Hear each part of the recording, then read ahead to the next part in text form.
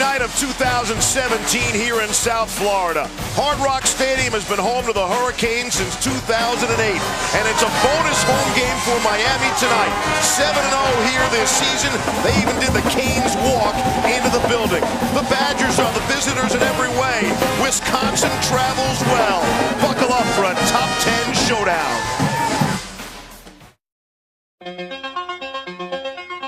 The focus is trying to win this game for this season, for this group of seniors.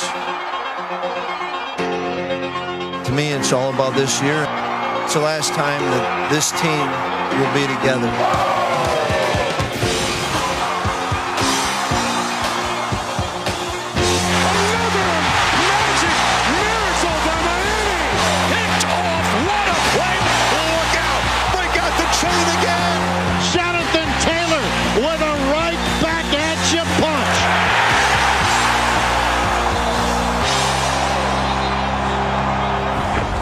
You're watching the Capital One Orange Bowl. Big Ten's had a nice bowl season so far at 6-0. Wisconsin trying to win a 13th game for the first time ever. Miami trying to win consecutive bowl games for the first time in 13 years. And warm, and I stress warm, greetings to those of you watching in Madison and surrounding areas where it might just feel like minus 18 degrees tonight. Here, we're not expecting any sympathy, but it is unseasonably cool, 61 degrees under clear skies as we are nestled in between Merry Christmas and Happy New Year. Hi, everybody. Happy Saturday night with Brian Greasy. I'm Steve Levy. Todd McShay and Molly McGrath are on the way. You might think Wisconsin and Miami couldn't get more opposite, right? From the climate right on down, you're wrong. Lots of similarities. Both these schools feel like they were one win away from playing in the playoff on New Year's Day. The 12-0 start, the 10-0 start. Grease, a chance to finish on a high note tonight. Yeah, really a chance to finish on a high note. The season couldn't have gone any better for these two teams, 12-0 and 10-0, as you mentioned. But tonight, an opportunity not to take a step back, but to take a step way forward to next year for both of these teams. Mark Richt has engineered a turnaround at Miami that is unprecedented, and we know the consistency of Paul Chryst in Wisconsin. They both have it going. Quick check on my watch. We have been on the air for 4 minutes. That's a new Miami record for this season without mentioning the turnover chain. And we will get there, but the best defense in the country belongs to Wisconsin. Yeah, Wisconsin, I think they're underrated. They are excellent. 10 out of 11 of their starters, Steve, are seniors. So they're experienced. They're well coached by first-year coordinator and Jim Leonard, and they're going to fly around. I think they're underestimated with their athleticism in the back end. Two corners, and Nate Nelson and Derek Tyndall, who are outstanding. On the other side, the other Broyles semifinalist, coordinator Manny Diaz, has his defense and that turnover chain going, but it starts up front with the big guys stopping the run. Derek Norton, R.J. McIntosh, Chad Thomas, and a creative scheme from Manny Diaz with some slanting, some corner blitzing, keeping running backs inside, funneling to those linebackers. They stopped Josh Adams and Notre Dame cold. Then they bring in two defensive ends in pass rush situations and make them look like linebackers, confuse offensive line, and then bring a true freshman safety from the corner as a linebacker. That's why they have more sacks than any team in college football. And then you mentioned that chain, right? Yes, I did. It all starts with recognition from Trajan Bandy, a true freshman, Jack Quarterman, keeping eyes on the quarterback, and then making plays. Manny Diaz has infused this team with confidence, and they're going to go against a team that's had trouble turning the ball over in Wisconsin. Bursting at the seams, and here come the Hurricanes.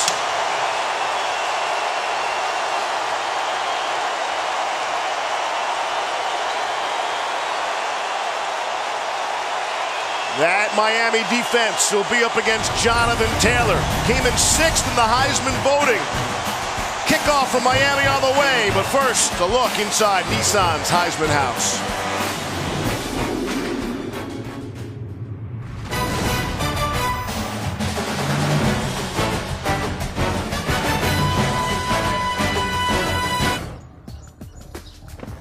Hey man, let me get one for the fans. How do I look? Never looked better. Welcome to the Nissan pregame rush. Nissan, premier partner of the Heisman Trophy and the College Football Playoff.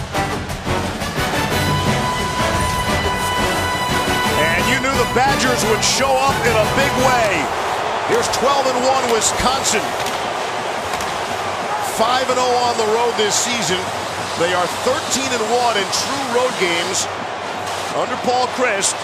And this certainly, even though it's a bowl game, feels like a true road game. Their star is the running back, Jonathan Taylor. He needs 79 yards to set a freshman record for most yards in a single season. More on that from our pal, Todd McShay. And, you know, he may be as smart as he is talented as a runner, a lot like your college experience, Levy. He's going to double major in physics and astrology. But on the field, he's done a great job this year as a freshman being patient behind a veteran offensive line. And I think he may be the quickest with the best mix of acceleration of all these great running backs we've seen with Wisconsin in recent years. Now, he's coming off a tough game against Ohio State. First time all year long he was held under 70 yards rushing. And tonight, he's facing a swarming Miami defense that's going to make him work for every inch he gets. McShay's just happy we didn't ask him about Sam Darnold, but we will. We will as the night progresses. I don't see physics for you, but astrology I might see. You stare off into space quite a bit. I want to see how it all works. What about the 18-year-old running back? Well, he's got to protect the football. That's the most important thing. Forget about the yards, the records. He's put the ball on the ground 5 times this season, and you know Miami's going to come after that ball. Yes, no question. Must be a big game. We've brought in reinforcements. Molly McGrath is on the field with head coach Mark Riggs. Thank you, Steve. Coach Malik Rozier battled through a shoulder injury. What does your quarterback need to do to be successful tonight? Just do his job, make his reads, put it on the money. He's got reads in the run game and the pass game. Just get everybody where they're supposed to be, and then put it on the money. Your team is undefeated here at Hard Rock Stadium this season. It's already getting pretty loud. How will that be an advantage? Well, I hope it is. If we give him something to cheer about, it'll help. All right. Thank you, Coach. Good luck. Thank you. This has been the Nissan pregame rush. And we are set for some football. Miami in their 10th appearance playing in the Orange Bowl game. Wisconsin, their first. Let's listen in on the coin toss. It's heads. Miami's won the toss. I'm going to defer to the second half and kick that one. Okay, go ahead.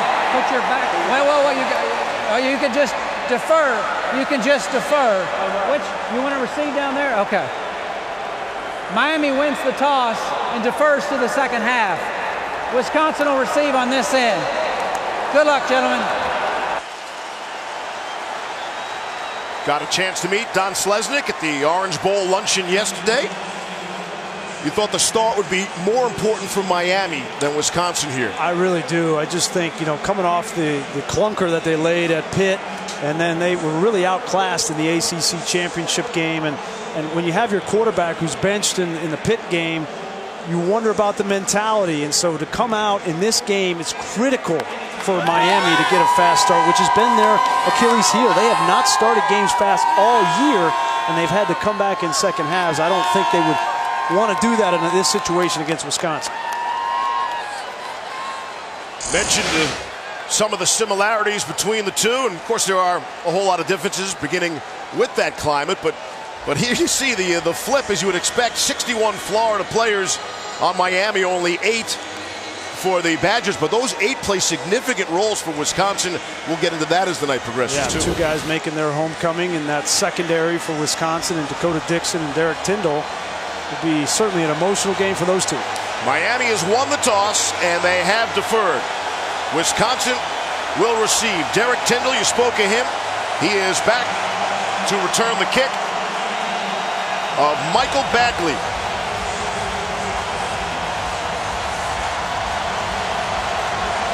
Miami out in their black uniforms, and we are underway from the Capital One Orange Bowl. Here's Tyndall, 1 yard deep in the end zone. Out to the 20, the 25, able to stay on his feet. And some good starting field position for Wisconsin. Some of the key positions you look at for Wisconsin, the quarterback and the running back, they have coughed up the football, and Miami lives on takeaways. Yeah, and this has been the story of both of these teams' seasons. Miami taking it away, and for those that aren't familiar, Wisconsin with their quarterback Alex Hornibrook, 15 interceptions on the year. He has got to protect the football, especially early in this game in a hostile environment in Hard Rock. From the 34, first down and 10. Hornibrook with Jonathan Taylor in the backfield. They fake it to Taylor. And Hornibrook will just airmail that one, throwing it away on first down. Hornibrook struggled in that Big Ten title game. Again, they came up just a drive short against Ohio State, falling 27-21. But he threw 2 tough interceptions in that game and did not manage a touchdown pass. I think both the quarterbacks in this game, Hornibrook and Malik Rozier, they understand that this is not going to be an easy game. These are 2 really good defenses. They're going to have to manage situations, protect the football, make the plays when they're there, third down and red zone, but protect the ball above all else. On second down and 10. Give it to A.J. Taylor. Trying to turn the corner. Maybe picks up one on the play. Michael Jackson to stop. Brings up a 3rd and long, and we get the Chick-fil-A impact players from Todd McShay. Yeah, the matchup to watch, I think, today is going to be Hornibrook, as you talked about, with the turnovers, not always seeing the field.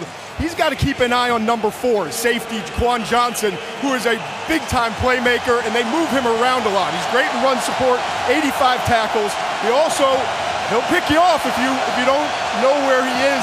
4 interceptions, 2 forced fumbles. This guy makes big plays. 3rd and 9. Hornibrook all by himself in the backfield. Troy Fumagalli is his solid tight end. He loves on 3rd down. Hornibrook will step up and throw, and it's caught by A.J. Taylor across midfield, and he's got first down yardage. First clutch throw is good for 18 yards.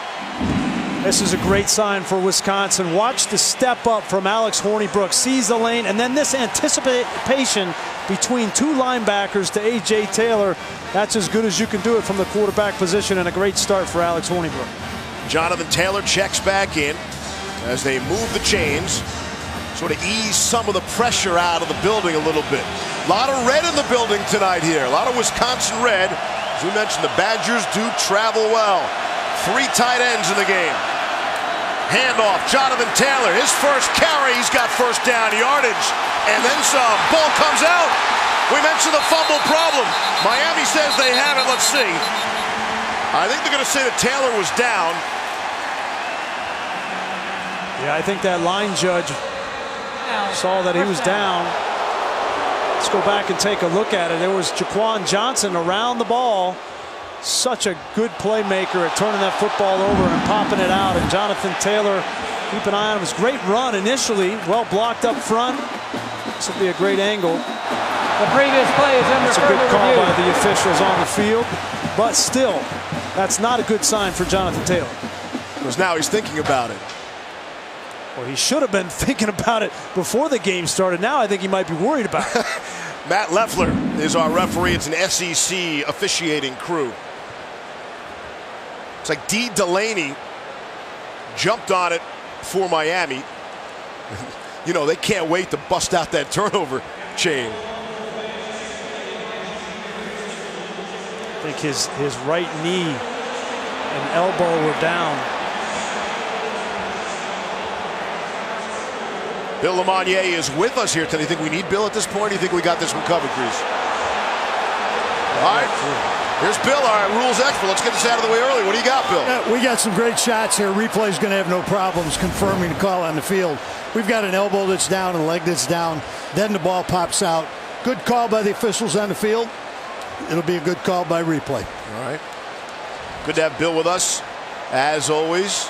But there's so much talk about the fumbling from the young running back who won't turn 19 until next month. It's got to be in his mind. They preach ball security in the month leading up to this game, and then boom on the opening drive. After he had a good gain of 14. I thought there was an interesting quote from Ron Dane, who said that, you know, sometimes he'll get in this open field and think he has a big play, and he gets excited, and then he starts to swing the ball a little bit. But you always have to have that ball high and tight. Is that ball coming out before the knee hits? After review, it was a fumble recovered by Miami. The ball be put at the 30.5. First down, Miami. Wow. And you know what that means? It's turnover chain time, people. There it is. The Cuban link.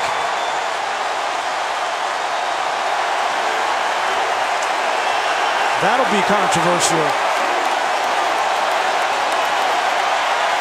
D. Delaney sporting the hardware right now. The fifth-year senior playing in his first bowl game gets the fumble recovery. And we talked to Mark Richt about this. He said sometimes at home they have to go silent on offense because the place is so loud after they bring out the turnover chain. On first down, Malik Rozier is throwing and completing to Lawrence Cager. First down yardage. Looks back to take one more look. Was this ball moving before his knee went down? I don't think it was. I mean, I understand. Bill, I understand. I mean, that's what I was looking at. The ball didn't look like it was moving before that knee hit the ground. No, I still had to. Travis Homer is moving. He's across the 40. Go ahead, Bill. I still had the ball in control when that knee went down. Then the ball popped forward from there. So I was surprised, too, by the replay reversal. Gain of 20 on the play. Restore that turnover away. Rozier trying to run for it, and he runs right into T.J. Edwards, the best player on that outstanding Wisconsin defense. Well, what a great opportunity here for Malik Rozier. You know, you get the turnover, first possession of the game, you get the momentum. And coming into this game, we were wondering about Malik Rozier and his confidence right after the last two times out have been brutal for him. And a great start now in plus territory at the 37. Wondering about his confidence and his shoulder. On 2nd and 9, handoff, it's Travis Homer. They'll push back to see where they spot him, maybe for a loss on the play. Garrett Dooley was the first man there, down to Molly. Well, Steve, before the game, I talked to Malik Rozier about his throwing shoulder. He told me this is the best it's felt all season. He's in no pain, had no extra treatment before this game. He said he needed those 3 weeks to get as much rest as possible. And before he felt like he was forcing some balls, had to put all his strength behind it. But now he said it feels effortless. His passes have more zip to them.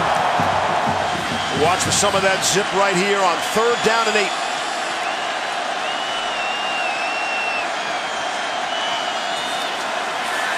A little stunting up front by Wisconsin. And it's an incomplete pass. Derek Tyndall able to knock it away. You mentioned Derek Tyndall playing in his final game for the Wisconsin Badgers. He's one of the smartest defenders I've seen on tape. Look at him react here. As soon as he sees Barrios with an in-breaking slant, he breaks at the same time and meets the ball at the arrival spot. That's textbook from a corner. Miami's going to try a long field goal attempt here. A 46-yard attempt. I beg your pardon, a 54-yard attempt. Michael Badgley on the way. Short. No good.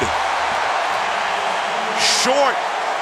Badgley, who's hit from 57 in his career and 50 on the season, could not hit from 54.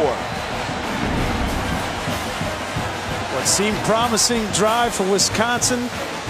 Controversial turnover, but Miami not able to take advantage.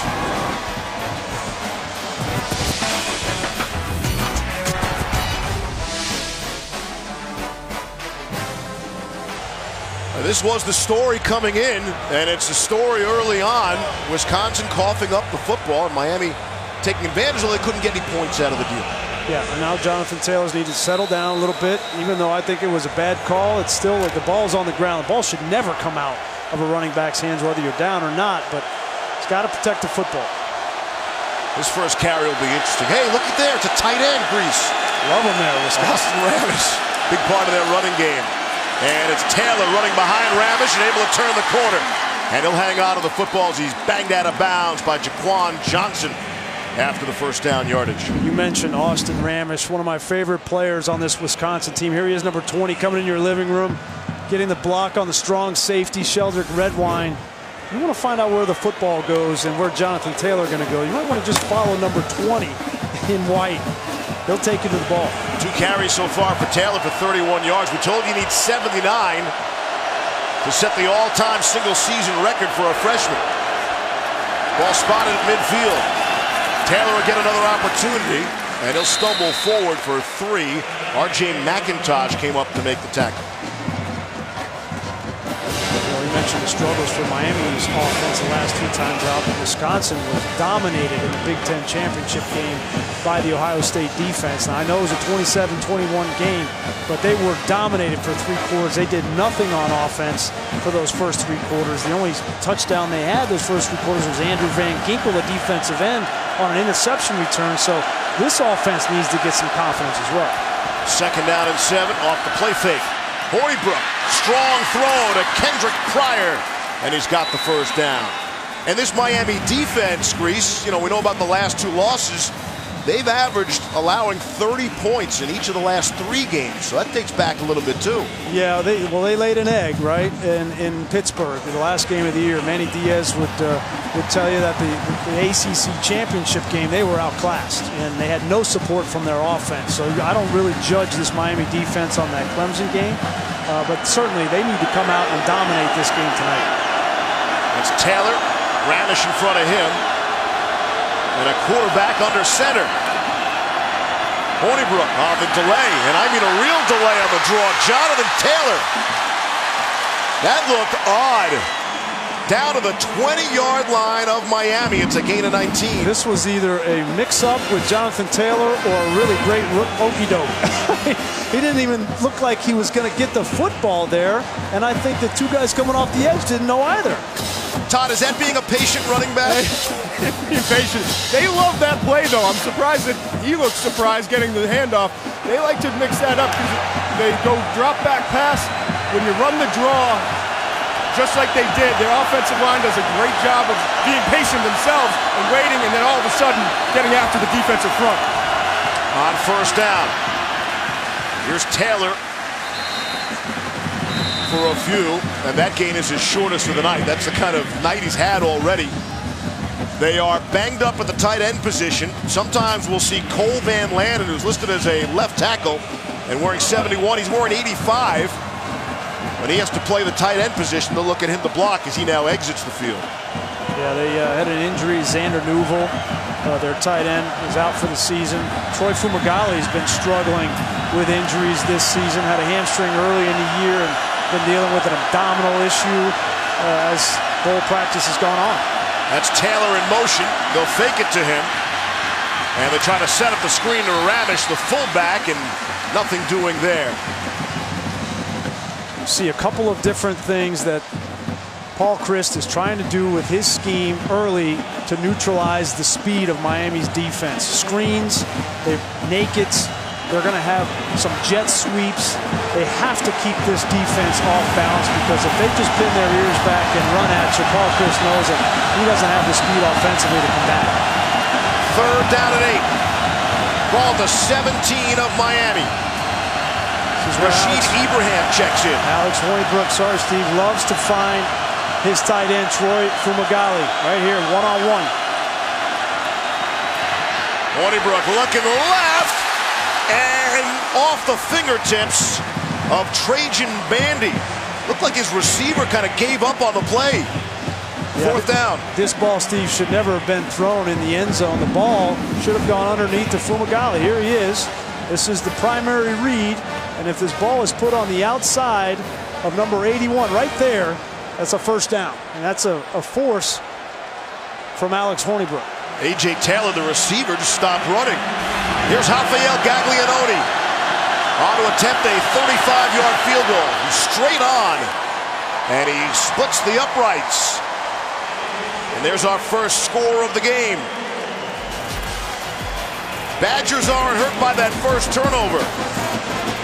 7:58 to go in the first. They lead 3-0.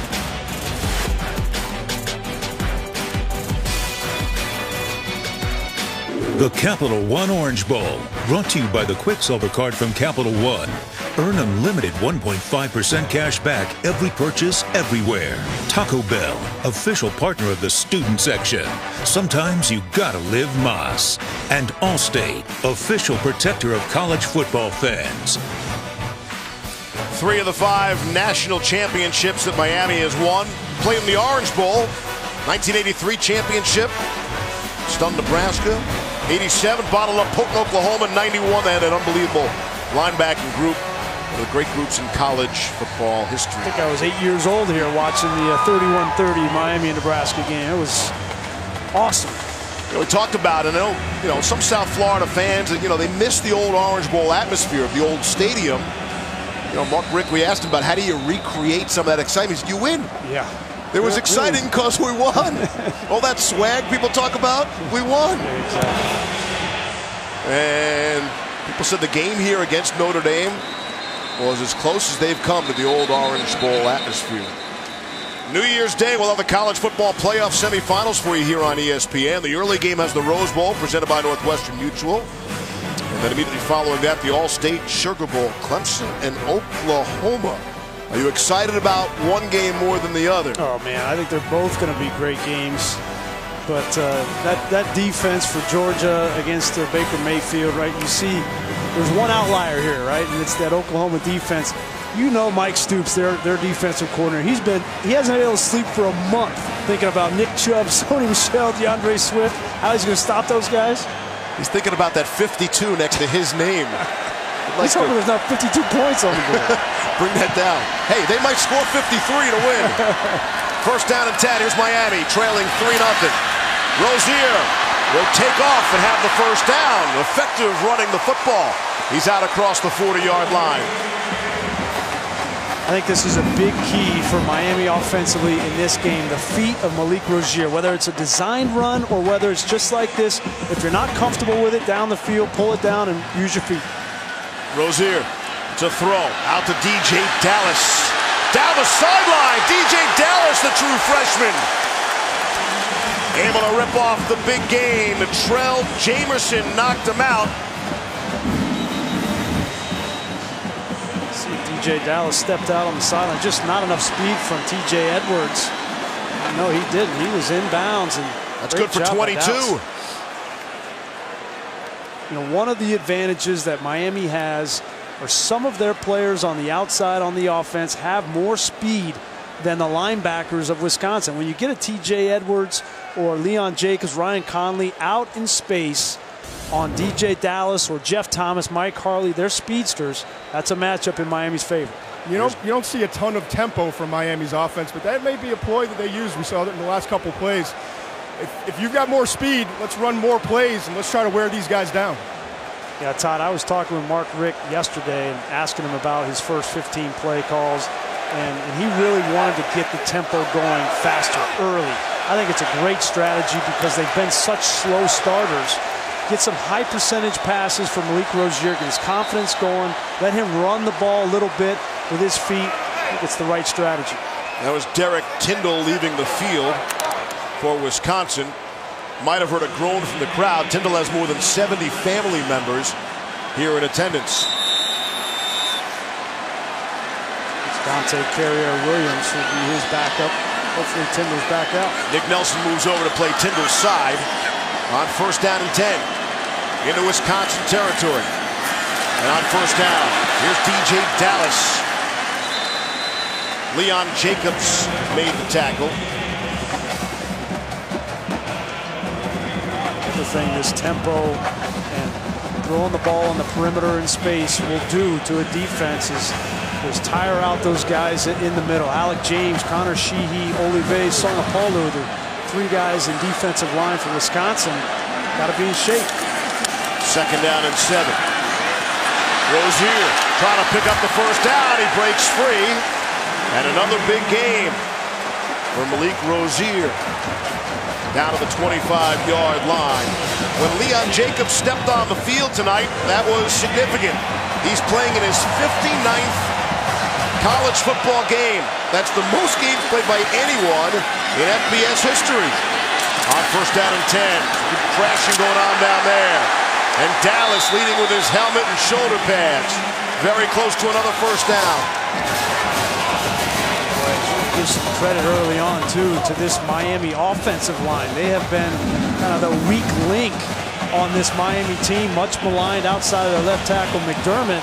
But they're coming off the football. They are up to the challenge of this blue-collar, physical front seven of Wisconsin. Tyndall is back in there. 25 in white, second and 2. On the ground. Travis Homer cutting inside the 10. And he'll push his way down to the 15, or rather the 5-yard line. First and goal upcoming. Take a look at the left side of that offensive line coming off the ball. We talked about McDermott. There he is, 52, getting the block on Jacobs, which frees Homer to the outside. Then you got Barrios with effort. Gives up a first and goal. Just outside the 5. 3 receivers top of your screen. That's Homer next to Rozier. Gives it to him. Inside handoff. Inside the end zone for the touchdown. Travis Homer for Miami. The Hurricanes are on the board.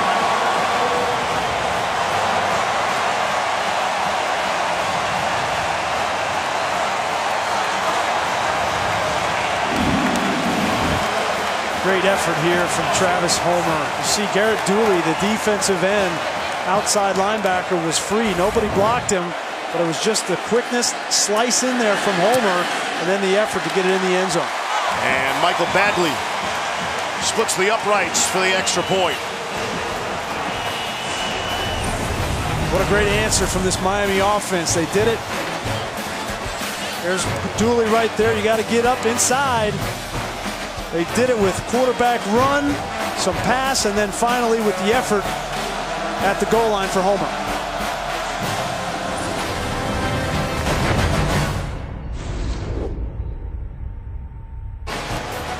Aerial coverage provided by Goodyear. When Mother Nature blitzes, you'll need the very best traction on and off the field. You'll need weather-ready Goodyear, more driven. You're watching the Capital One Orange Bowl, and the Hurricanes have opened up a 7-3 lead with 5:21 to play here in the first quarter. And when Miami plays, you expect some big names, big personalities, and big people. Warren Sapp in the house tonight. Yeah, Warren looks good. Looks like he shed a few lbs. Jamerson from the goal line. Out to the 20 and out to the 25-yard line. And a flag flies. Check it.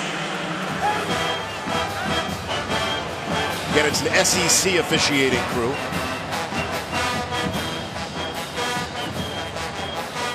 This could be the traditional block in the back. Let's see. Holding offense, return team, number 45.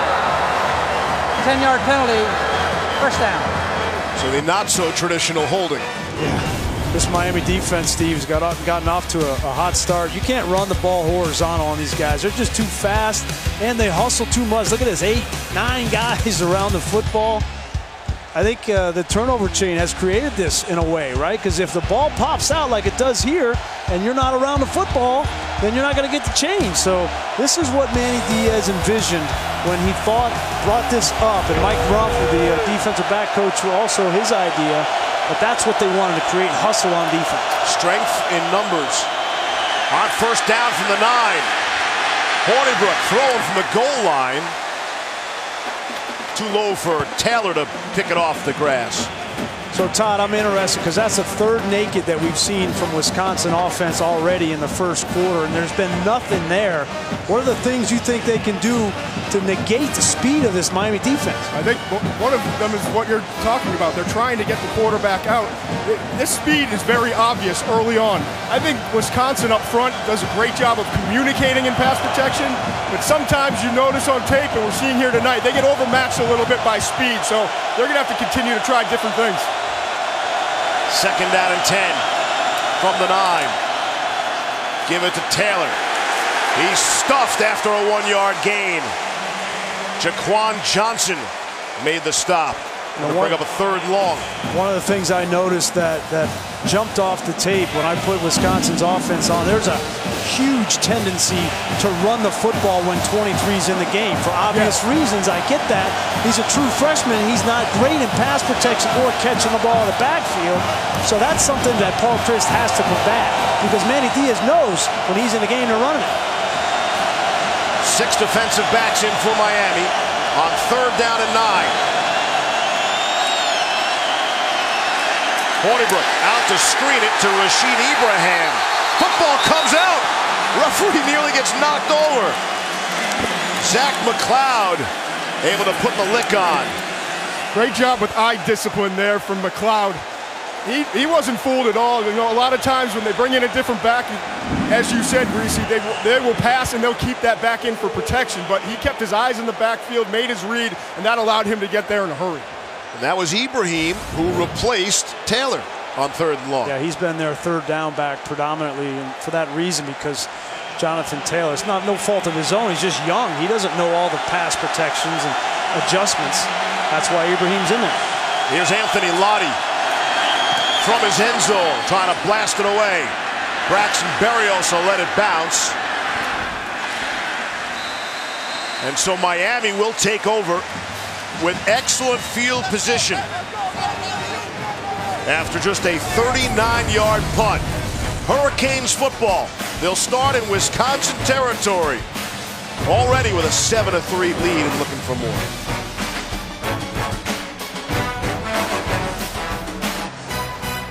New Year's Day, more great bowl action for you.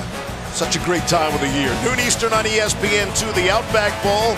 I know you'll be watching Greece, Michigan against South Carolina, and 1 p.m. Eastern over on ABC, the Citrus Bowl, presented by Overton's, Notre Dame and LSU. That's a special showdown. How about the Big Ten, 6-0 in the bowl games, and still the only 2 left here, Wisconsin and then Michigan in that game. Out of the Wildcat now, with DJ Dallas trying to create some offense for Miami, even with the 7-3 lead. They had a host of playmakers who are all lost for the season. They lost Walton early, the other couple guys later. Yeah, this is the big 3 for Miami. Walton was the alpha dog. Herndon was their best player at the tight end position.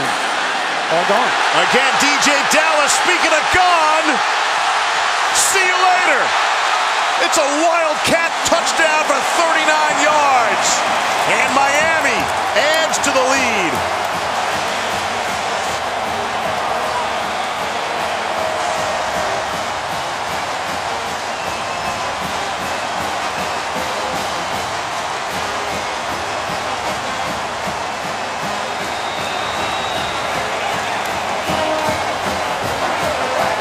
Hurricanes taking advantage of the short field off what was just a 39-yard punt.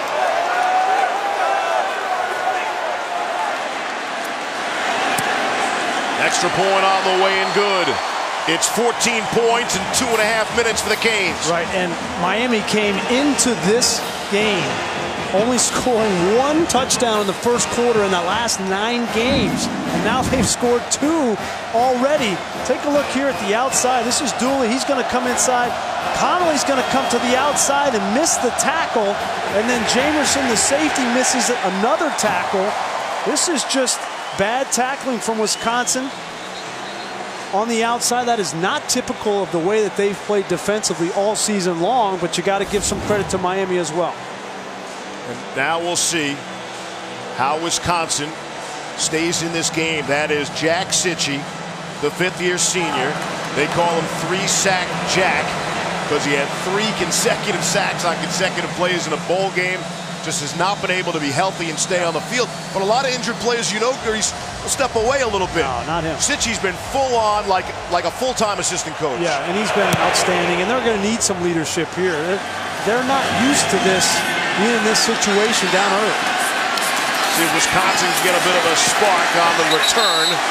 Latrell Jamerson, not much happening there. So did Wisconsin get caught off guard here? Are they surprised?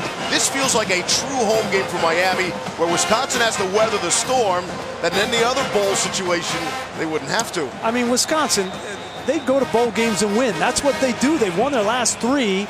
I just think they need to settle down a little bit, you know, play the tempo that Miami is playing offensively. They've got 10 of 11 starters on defense that are seniors. They'll settle down and play well in the rest of this game. But it does seem like some early game nerves. The turnover by the true freshman early on, the bad punt, short field allowing Miami to take charge early. 14-3, 2:45 left to play here in the first quarter. Here's Taylor on the ground. They'll keep feeding it to him. Jonathan Taylor ups his yardage so far. Again, we told you he needed 79 yards for the game. He only needed 16 to pass Ron Dane for second on the all-time list. Yards in a season by an FBS freshman running back. And now he's up to 56 for the game. The thing that Wisconsin cannot allow to happen is to get down by too many points early in this game, because this offense is not built to throw the football. That's exactly what happened in the Ohio State game, and they were not able to come back. Again, feed it to Taylor. On 2nd and 1, he's got the first down. Took a pretty big lick there from Darian Owens. And there you see Taylor moving up the list. We talked to him the other day. He said Adrian Peterson, one of his idols growing up. And he's got a chance to knock him off the page. Officially speaking anyway, back in the day, they didn't always count yards in a bowl game. Since 2002, that's when they started counting those. Why can't we go retroactive back to that? That would be an easy one As far as I'm concerned, Ron Dane had 2,109 yards as a freshman, so he hasn't even beaten his own alma mater yet. On 1st down and 10, it's Chris James, his first carry of the game. I'm just thinking about the yardage you probably lost in all your bowl games. You'd be way, way up on that list. We come up on the final minute of quarter number 1. Such an impressive kid, though. Talking with him, I mean, Todd mentioned in the open, but such a respectful kid. You would never think he was a superstar running back. Right? No. I mean, he's unassuming, works hard every single day. That's the kind of kid you love in college football. He picked Wisconsin over Harvard. Any further questions, people? On 2nd and 8. Trying to hook up a Kendrick Pryor, and he could not hang on. Going to bring up a 3rd down and 8. And this is really the spot Wisconsin wants to stay out of. Although Wisconsin was excellent in 3rd down conversions on the season, number 3 in the country. Miami surprisingly struggled on 3rd down defense, pretty much halfway ranked in the country in the 60s. Hornibrook so far just 3 of 8. For 23 yards. Manny Diaz, the defensive coordinator for Miami, really surprised me. He said, the thing I'm most worried about, not the run game for Wisconsin, the 3rd and long. They're 16th in the country in 3rd and 7+ yards. And you wouldn't think, because so much of their offense is based off the play action and the run, but they've been very successful in these situations. One to snap it. They just got it away, or did they? So loud in here you can't hear it. I think they got a timeout before the play clock expired.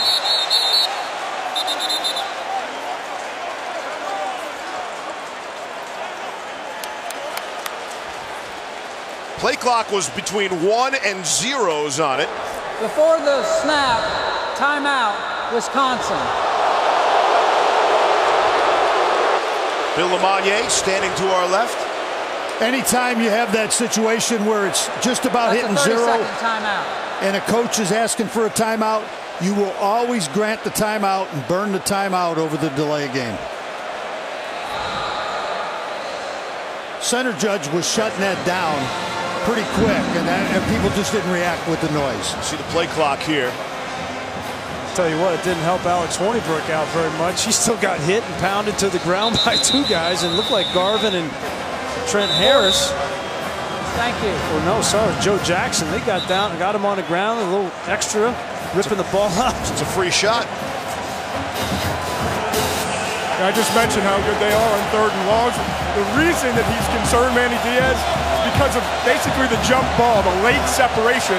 He's not worried about these Wisconsin receivers, tight end, running away from their defensive backs, but when the ball's in the air, they do an excellent job, including Troy Fumagalli at the tight end position, probably especially. And that ball is up in the air, late separation, and making a play. 6 of those defensive backs are in now on 3rd down and 8. Hornibrook in all sorts of trouble, able to escape, flag flies now, and what a catch! Kendrick Pryor with what looked like excellent coverage will check the penalty marker. If it stands, it's good for 27 on 3rd and 8. Holding on the offense, number 79. 10-yard penalty, play, 3rd down. It's David Edwards. Take a look going up against Trent Harris, the leading sack man for Miami, and that's a good call. He had the arm around his neck. That would have been a sack for Trent Harris had he not held. and it's going to break up this great play between Hornibrook and Pryor. Edwards is one of those 3 All-Americans on that offensive line for Wisconsin. That was a great job by Trent Harris, using his hands, knocking down that arm bar from Edwards. Edwards is a very talented player, but he's still just a redshirt sophomore. He got beat on that play. Harris had a team-high 8.5 sacks, tied for second most in the ACC, was looking for one more there. Might as well have gotten it. Now it's 3rd and 17. 20 seconds left in the quarter.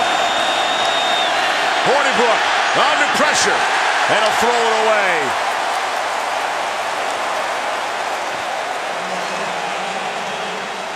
This crowd is into the game, Steve. Manny Diaz senses blood in the water, and they're just going to bring a TE stunt right underneath between Chad Thomas and Trent Harris. Both those guys get to the quarterback with ease. Nowhere for Alex Hornibrook to go. And the pressure really on the punter. Anthony Lottie had just a 39-yard punt the last time out when he was punting from his end zone. He's only punting from his own 8 now. A little bit better. Braxton Berrios is standing at his own 37. Here's the pressure coming. Lottie got it away. Berrios is signaled for the fair catch at the 33-yard line.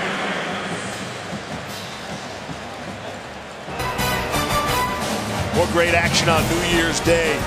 The Chick-fil-A Peach Bowl. I got a soft spot in my heart for UCF. That'll be really fun to see just how fast they are against that very quick Auburn defense. During the bowl season, the ESPN app is a fan's best friend. Stream every ESPN and ABC bowl game live at home or on the go. Get access to live scores, news from anywhere. Download the ESPN app now. Got to give tons of credit to Scott Frost, too. A man of his word. Said he was going to stick it through with UCF. You could tell he loved those kids, and for him to do double duty now in Nebraska and coming back and coach, I think that's awesome, Scott. Fascinating dynamic with that. Coach sticking around to coach the bowl game. Here's Travis Homer. He's going to be shut down by Ryan Connolly and Leon Jacobs. And that's how quarter number 1 comes to an end. There's a flag down and an injured player down. That's Jacobs for Wisconsin. We told you, playing in his 59th game. Most in FBS history.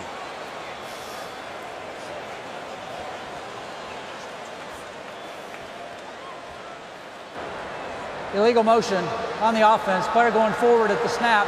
That penalty is declined. 2nd down. That's the quarter. There's Travis Homer, the running back. And that's how quarter number 1 will come to an end. Miami very much at home, jumping all over Wisconsin. 14-3. We've only seen the turnover chain once. Come on back for the 2nd quarter.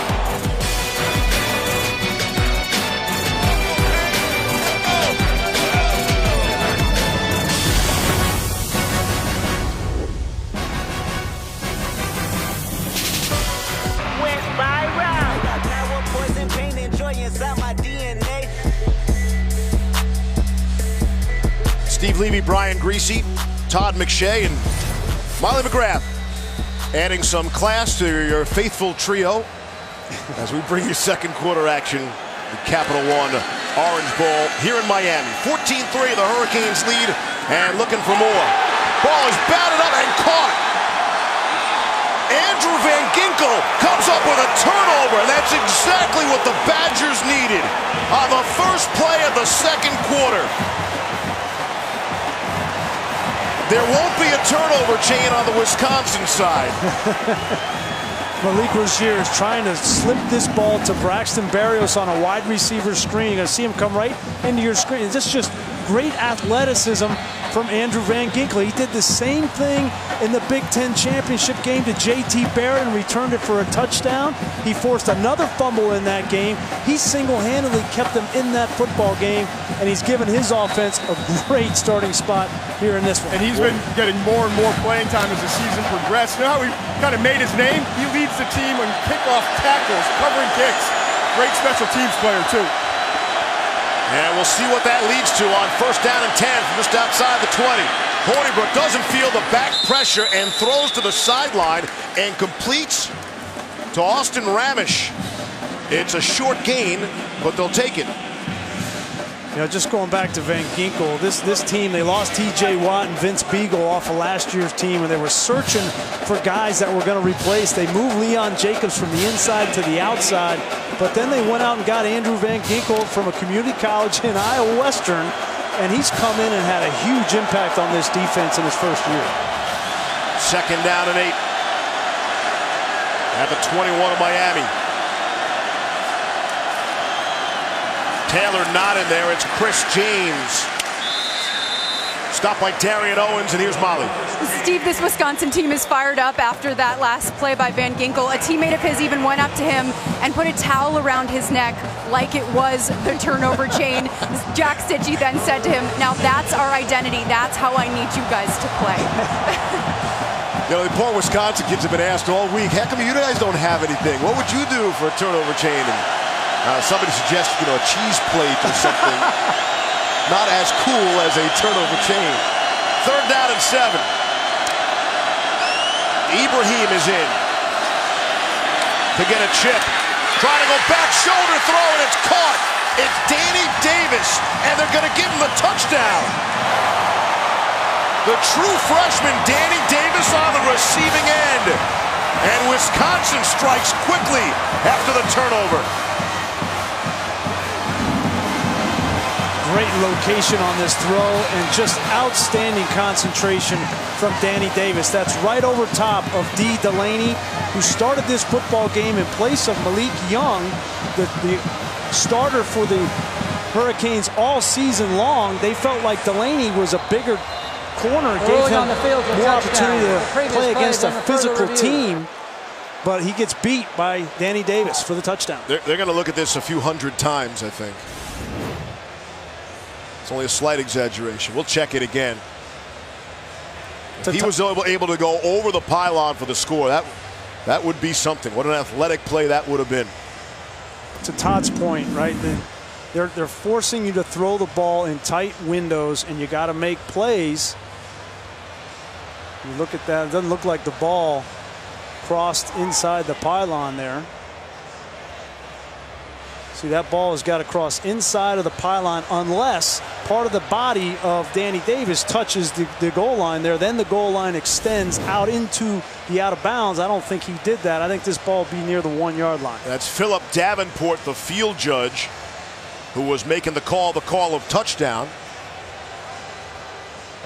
After review, the ruling on the field stands. Touchdown. Give him 6. Let's bring in Bill Lamagnier now, our rules expert. You good with that call?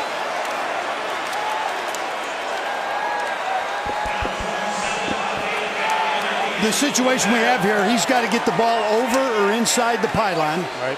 The angles we have, replay says the play stands as called. It appears the ball was outside the pylon, but if you don't have that indisputable video evidence, then you're going to go stands. That's where the call on the field means everything. It sure does. Turn of events. Wisconsin gets the turnover. And they were among the league leaders in the country in turnover as well. They just give me all the fanfare, all the attention Miami got. Got ourselves a ball game.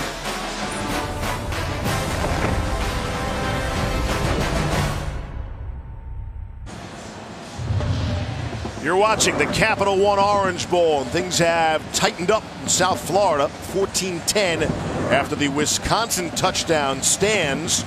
Making matters worse for Miami, Malik Young, one of their starting corners, leaving the field. It was Young's interception against Bethune-Cookman that started the turnover chain. He got the very first honor of wearing it. We'll check his status as we go. And that ball will bounce out of the end zone for the touchback. Take a look at tonight's Player Spotlight, brought to you by IBM. He's one of the leaders of that Miami offense. It's one of the leaders in the classroom as well, Braxton Berrios. I love this. You know, this is what college football is all about. Guys like Braxton Berrios, double major in entrepreneurship and finance, 3.96 GPA. He was the valedictorian of his business school. That just doesn't happen every day. Congratulations to you, Braxton. An unbelievable career both on and off the field at Miami. We went around our production meeting today and said we need a show of hands, any valedictorians in the room. And everybody's looking around at the next guy. Hang on, is Molly claiming she was valedictorian? First down and 10. False start on the offense, number 78. Molly, 5-yard penalty. Quick question here. People want to know, valedictorian or not? No, unfortunately not. I did get a good Jesuit education at Boston College, but I spent a lot of time on the field with reporting and cheerleading. Not a valedictorian. Honor roll, though. Does that count? Would you stop putting Molly on the spot? She's new to the crew. She's on the roll. Well, I knew it wasn't going to be McShay. Here's 1st and 15. And the sack, Olive Songapolu. The big fella, 99 in the middle, dropping Malik Rozier. Wow, this energy of this stadium has gone out, and this offense and defensive line for Wisconsin taking over. Olive Songapolu, what a name that is, what a play. His 3rd sack of the season, 2nd and 19. Rozier throwing on the rod, he's throwing away to no one.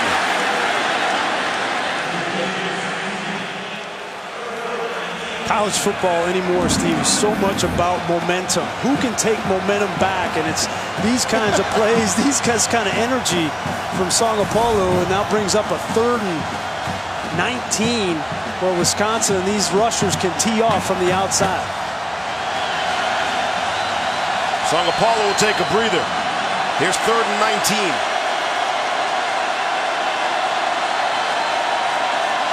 From the 16. Wisconsin only rushing 3. First catch from Braxton Berrios. Well short of the marker, and it brings up a 4th down. The first 3 and out of the game for the Hurricanes. Smart play there by Jim Leonard in that call. Rushing 3, dropping 8, keeping everything in front of you. I've been so impressed with Jim Leonard all season. We know it was well documented what a player he was at the NFL level. He's found as good, if not better, of a coach at the college level in just 2 years on the job. Zach Fiegels, his first appearance in the game. He's standing at the 10 to punt it away. Nick Nelson at his 33. Fiegels will fire. Might have been a little contact back there.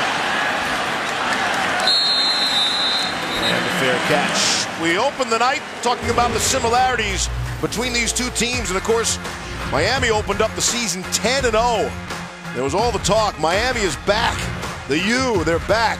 And it really came after the Virginia Tech game into that Notre Dame game. And then this was the stinker the day after Thanksgiving in Pittsburgh. It was such a hot start. I just think that once they got to that Pitt week, some of the immaturity of this team showed up. And Mark Richt has done an unbelievable job turning this program around in 2 short years. But you can't build maturity overnight. And I think that lesson at Pitt is going to go a long way for him as he continues to build this program back. Wisconsin trailing by 4 on 1st down and 10. Jonathan Taylor out just shy of the 35. I think some people wondered, are these two teams going to show up to play? You know, do they want it, even though they're coming off of disappointing ends to the season? Listen, for Miami, it's been 15 years since they had a double-digit winning season. And for Wisconsin, if they win this game, it'll be the first time in school history that they get 13 wins. So we're seeing on the field 2 teams that are motivated to play. 2nd down and 5. After all, it's the Orange Bowl. Whole lot of cachet goes with that. Here's Taylor on the ground. And he has the 1st down yardage. I mentioned whether Miami is back or not, and talking with Coach Richt about that. He said, you know, everybody has a different definition. Coach Richt said his definition of Miami being back would be competing for a championship on a regular basis. And he said, look, we were right there this year. But that last game showed us just how far we have to go. I completely agree with him, right? All the talk about Miami being back, I think it was completely premature, right? This Miami is different, okay? And they always will be different. They win national championships here, and that will always be the standard. And that's coming from a South Florida kid, knows of what he speaks. A.J. Taylor on the receiving end. Jonathan Taylor, congratulations. Needed 79 yards, and he's got it. #1, officially speaking, most single-season rushing yards by a freshman in FBS history, and even better for him, he gets to pass one of the guys he grew up idolizing in Adrian Peterson. It's been a special year for that young man, and came into this season at Wisconsin as a true freshman, thought he might be the 4th-string running back. Here's Garrett Broshek, his first carry. Jaquan Johnson came up to make the stop. I thought it was interesting, you know, he went down to on the awards circuit. He went to go see if he was going to win the Doak Walker, and it was between him and Saquon Barkley and Bryce Love. And he said, I was just honored to be there. Yeah. And finished 6th in the Heisman voting. Yeah, I mean, it's number. And his running back coach learned a lesson, John Settle. He said, the lesson I learned is never put limits on your players. So I thought he was just going to be a freshman. He turned out to be unbelievable. Here's 3rd down and 2. Give it to the first man through. It's the fullback, Ramish. And he has the first down yardage. We asked Paul Christ, you know, if he knew right away about Jonathan Taylor, would he be great right away? And Christ said, I want to get this quote right, he said, hell no, I believe is the exact wording. Knew he had the potential for somebody special there, but could not have known so early on he would have this record-breaking season. What's really scary is that he is a true freshman. He still has a lot of room to grow, running the ball, but also, as we mentioned, catching the ball out of the backfield and in pass pro. And I don't think he needs football. I think that kid can do anything he wants in the world. He'll be 19 next month. Here's Taylor. He'll be dropped for a loss back at midfield by Michael Pinckney. Pinckney, one of those players who flies around in that Miami defense. It's a nice play by Pinckney, because when you're one-on-one with Jonathan Taylor, it's not a guarantee you're going to get him on the ground. He breaks a lot of tackles, and that's surefire there from Pinckney. This linebacking crew for Miami between Quarterman, Pinckney, and McLeod, all true sophomores, have been outstanding for this defense. That Taylor loss brings him down to 77 yards. New life for Adrian Peterson. Easy completion to A.J. Taylor. He'll be just short of the marker, bring up a 3rd down and short. Now, I noticed that Miami defensively is playing a little bit more zone. That was a zone there on 2nd and long, and it was great recognition from Hornibrook. Saw the zone, saw his receiver set up in the zone, got it to him on time, and brings up a 3rd and short. Miami, I have no reason understanding why they wouldn't just play man-to-man coverage the whole game. Yeah, they're down Malik Young right now. That's something to watch for. 3rd down and 1. Give it to Ramish, the fullback again. This is so foreign to everybody we've seen all season, Grease. Not just having a fullback, but playing him and giving him the football. You need a fullback, but you also need a great block here on the 2nd level from this offensive line.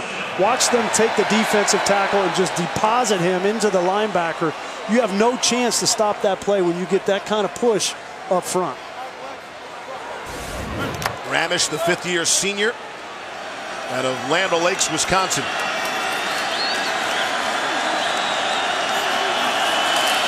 On 1st down and 10. Back to Taylor. Stumbles forward for 4.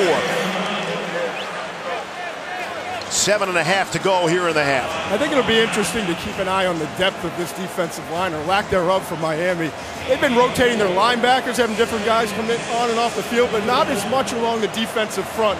And as the game goes on and Wisconsin continues to run the football, they may be able to start to impose their will a little bit more.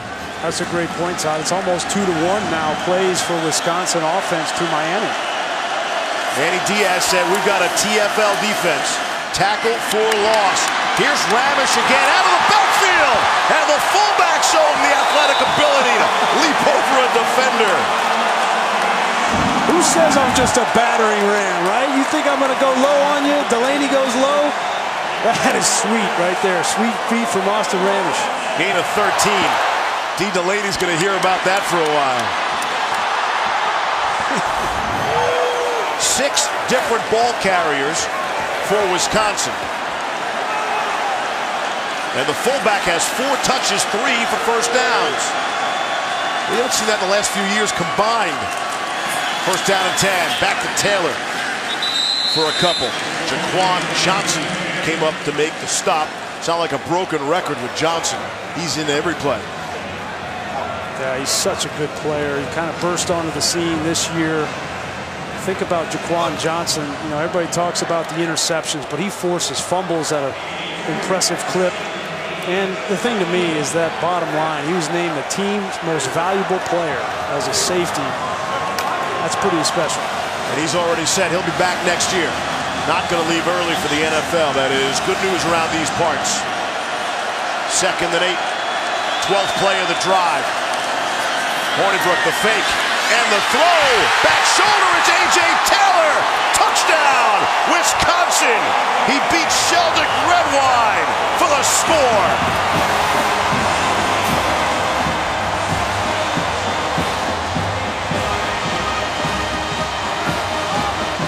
The Badgers go back on top. They tried this a number of times in the Big Ten championship game and weren't able to connect. A.J. Taylor from the slot on a fade to the outside. They got the matchup they wanted on the safety, Redwine, and just unbelievable concentration by A.J. Taylor. That's exactly what Manny Diaz, the defensive coordinator from Miami, was worried about. That late separation when the ball's in the air, his defensive backs getting their heads turned around to make the play. Gaglianone puts it through. Who says there's not going to be any offense in this game? A lot of people thought 17-14 might be the final score. We're not even at halftime. We got points and some here in Miami.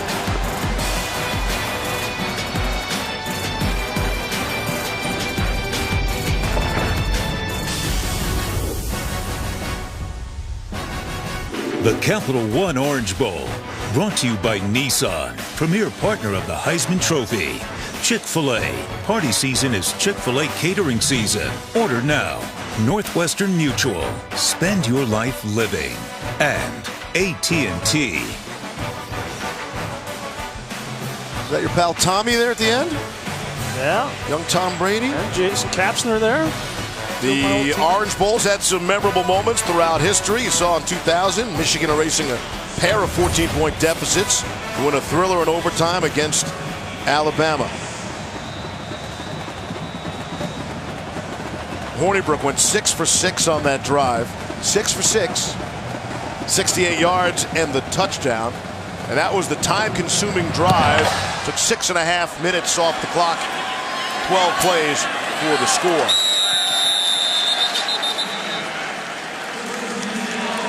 Taco Bell has brought the best of the regular season to the Capital One Orange Bowl by creating the Live Moss student section. Tonight, they're picking up the tab for students' tickets from each school, giving the biggest games back to the biggest fans. Live Moss. See if Miami can respond here with a little moss. They haven't had a whole lot of moss in the last 2 drives. They've been outscored 14-0. And they need to get something going on offense, give their defense a rest. Of course, Moss means more. I know this because my kids are at Abuelo's right now. Spending the holidays. All right, here we go, 17-14. Miami trailing by a field goal with the football at the 25. Handoff to Travis Homer. Stopped right at the line of scrimmage. Garrett Rand. You want to talk about filling a hole.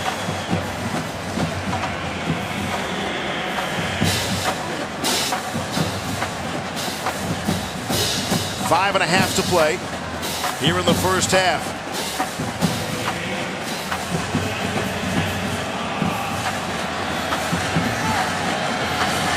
Second and 10.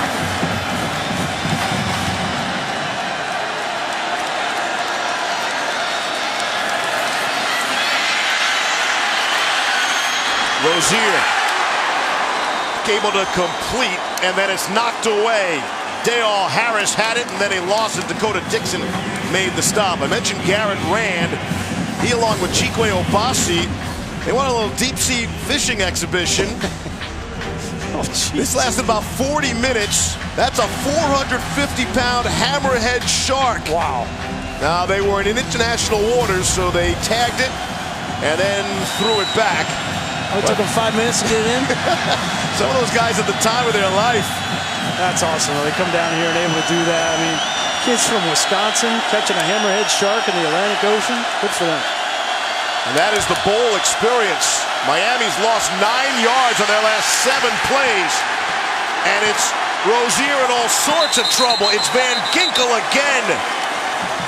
He had the big interception, and Van Ginkel is there to make another big play on defense. Great design here on 3rd down from Jim Leonard. Here's Van Ginkel way over here. There's going to be a huge lane, Steve, but Van Ginkel is going to fill, and he's the one that makes the tackle on Rozier. This would have been a big gainer, but the design by Jim Leonard, perfectly executed by Van Ginkel, who's playing his butt off.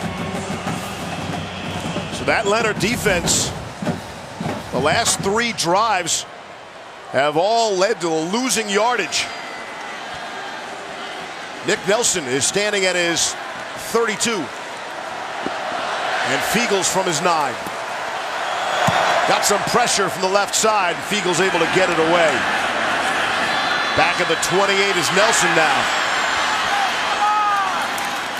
And he'll take a couple of big hits. It's a 49-yard punt. Van Ginkel's been the story for defense in Wisconsin. The loss there, he had the pick earlier that led to the score. Badgers by 3.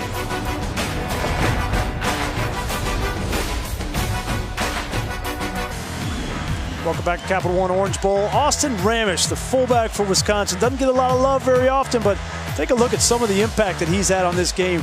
Blocking for Jonathan Taylor, that's job number 1, and he does it very, very well. Springing to the outside on back-to-back plays. He's also converted catching the football out of the backfield with a little bit of pizzazz, Steve, going high over the defender, and he's also had 2 rushes to convert 3rd and shorts on that last drive. And on 1st down, it's Taylor trying to follow the block of Ramish. And so people are going to see that highlight package you just showed. You know, why don't more schools go with a tight end? Well, or tight end slash fullback, you know. I mean, a fullback, I beg your pardon, yes. Yeah, it's part of this offense because a lot of teams run the spread, and spreads don't have fullbacks like this. So it's kind of a bygone era for fullbacks, but I'll tell you what, in the NFL they still use him, yep. and if he gets an opportunity, he can catch the ball and protect the passer, and he'll have an opportunity. 2nd down and 8. Again, it's Taylor for a yard, brings up 3rd down. Trent Harris made the tackle. It's a great opportunity for Wisconsin to really take control of this game. I mean, they've scored on their last 2 possessions. Last drive was 12 plays, 71-yard touchdown. If they can suck the life out of the clock here in this 2nd quarter and put more points on the board before halftime, they can really take control. And again, Hornibrook was hot on that last drive, 6 for 6 on that 12-play touchdown drive. Last time out. Tight man-to-man coverage. Here's 3rd down and 7. Hornibrook able to complete to A.J. Taylor. And you see the disappointment from Trajan Mandy. 1st down, clutch throw and catch, gain of 10. A.J. Taylor has been growing up in front of our eyes this season. You know, Quintez Cephas was their go-to wide receiver. He got hurt in the Indiana game in early October, and they really needed some wide receivers to step up. It's been Taylor, and it's been true freshman Danny Davis, who already has a touchdown in this game. Those 2 guys have really stepped up for Alex Hornibrook. Jazz Peavy left the team. Adam Krumholtz is injured. Finn at wide receiver. Hornibrook looking down the field and trying to hook up with Kyle Peniston, the tight end. And there is a flag. I think they're going to get Miami for being offsides. Offside on the defense, number 7. 5-yard penalty. Remains 1st down. That's Kendrick Norton, one of their real physical tough guys in the middle of that defensive line. That's a missed opportunity for Wisconsin. Peniston should have come down with that football. That ball was well thrown, and in the area of Peniston, it would have been a big gain for Wisconsin. He just kind of mistimed his jump, it looked like. And Hornibrook's been doing a good job, both with the silent count, the clap, and with the regular count under center of getting these defensive linemen to jump off sides today. Peniston had just 7 catches all season long, so they don't go to him often. It's Ibrahim, the ball carrier, on 1st down and 5, and we still await Troy Fumagali's first catch of the game. Well, you know, I watched the tape of the Michigan game, the Big Ten championship game, and Troy just didn't look the same. He didn't look like he had the same burst off the line of scrimmage, separation against man-to-man coverage, and I know he's been struggling with some injuries. He had a hamstring earlier in the year, and then he's been dealing with an abdominal injury through camp here, so he just hasn't been healthy. 2nd down and 3. Hornibrook on the inside slant to Danny Davis. His second grab, the first went for 6 and a touchdown. And they'll move the chains, and the clock will wind, coming up on 90 seconds left in the half. Wisconsin has 2 timeouts left. That's a gain of 14. I think if you're Alex Hornibrook and if you're Paul Chryst, take your time. There's no reason to rush here. You don't want to leave any time on the clock for Miami. You've got your 2 timeouts at the 30-yard line with a 1st down. Plenty of time. And Wisconsin has converted their last 5 3rd down attempts. The ball at the 30 of Miami. Wisconsin up 3 and looking for more, and that's not going to help their cause. Sheldrick Redwine came up to make the stop. After you have a negative run on 1st down here, you need to get a little bit of tempo. Yeah, they're not going to huddle. They're going to get right up there. They can't afford to go back in the huddle after that play.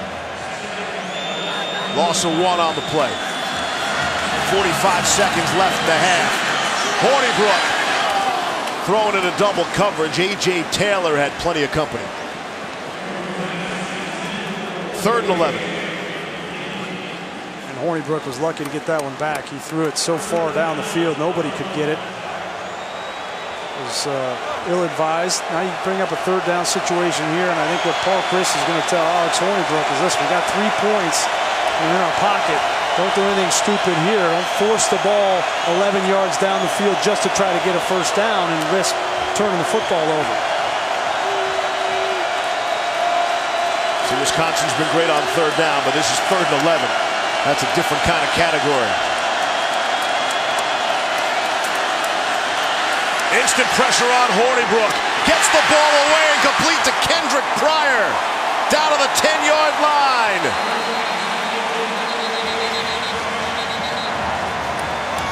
Chryst will spend a timeout. Wisconsin. This is what a confident quarterback will give you. He knows he's got pressure from the right. Just buy yourself enough time, shuffle a little bit, anticipate that throw. They get a big 1st down, and they're in business. Dead ball, unsportsmanlike conduct on Miami head coach. Half the distance to the goal. That's the Miami coach's first of the game. Automatic 1st down. While we were in commercial during the timeout, Mark Richt hot on the field and arguing and making some contact with an official as well. Yeah, that is not normal for Mark Richt. And the new rule, if he comes out and argue anything on the field, they're going to call that. 1 more and he'll be ejected from the game. Hornibrook back in the end zone. It's caught by Danny Davis for the touchdown. 2nd time they have hooked up. And the penalty is costly. Another score for the Badgers as Rick tries to compose himself.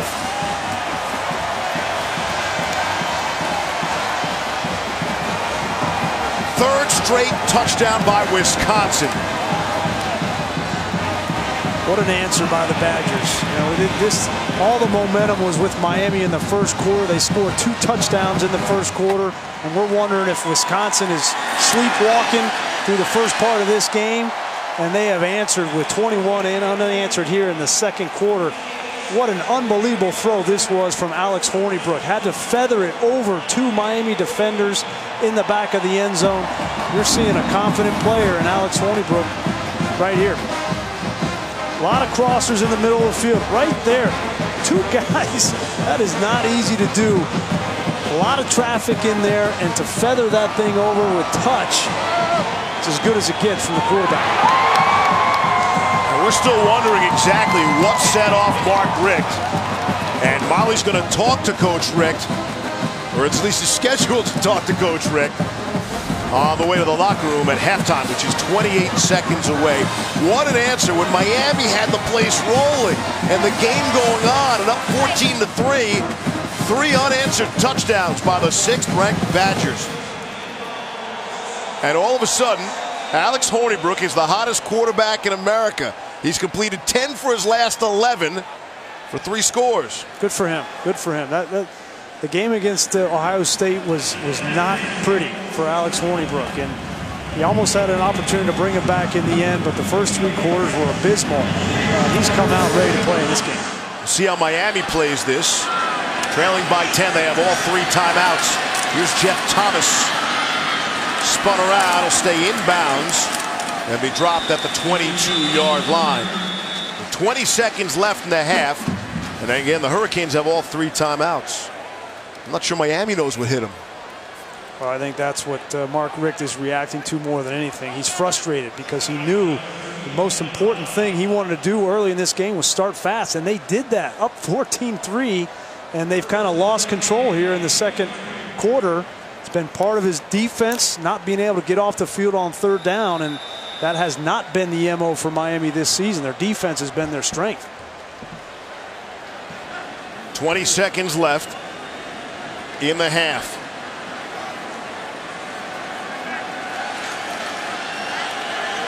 Out of the 23. Miami will play it safe. Keep it on the ground. See if anybody spends a timeout, or that will be the last play of our first half.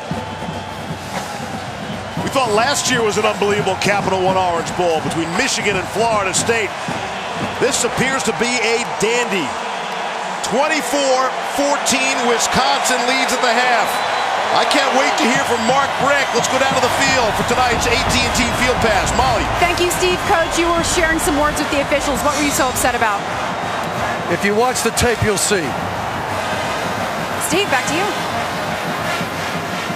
All right, Grease, we've got some tape watching to do at halftime. And you thought Paul Christ was a man of few words. No, he's hot. He's hot.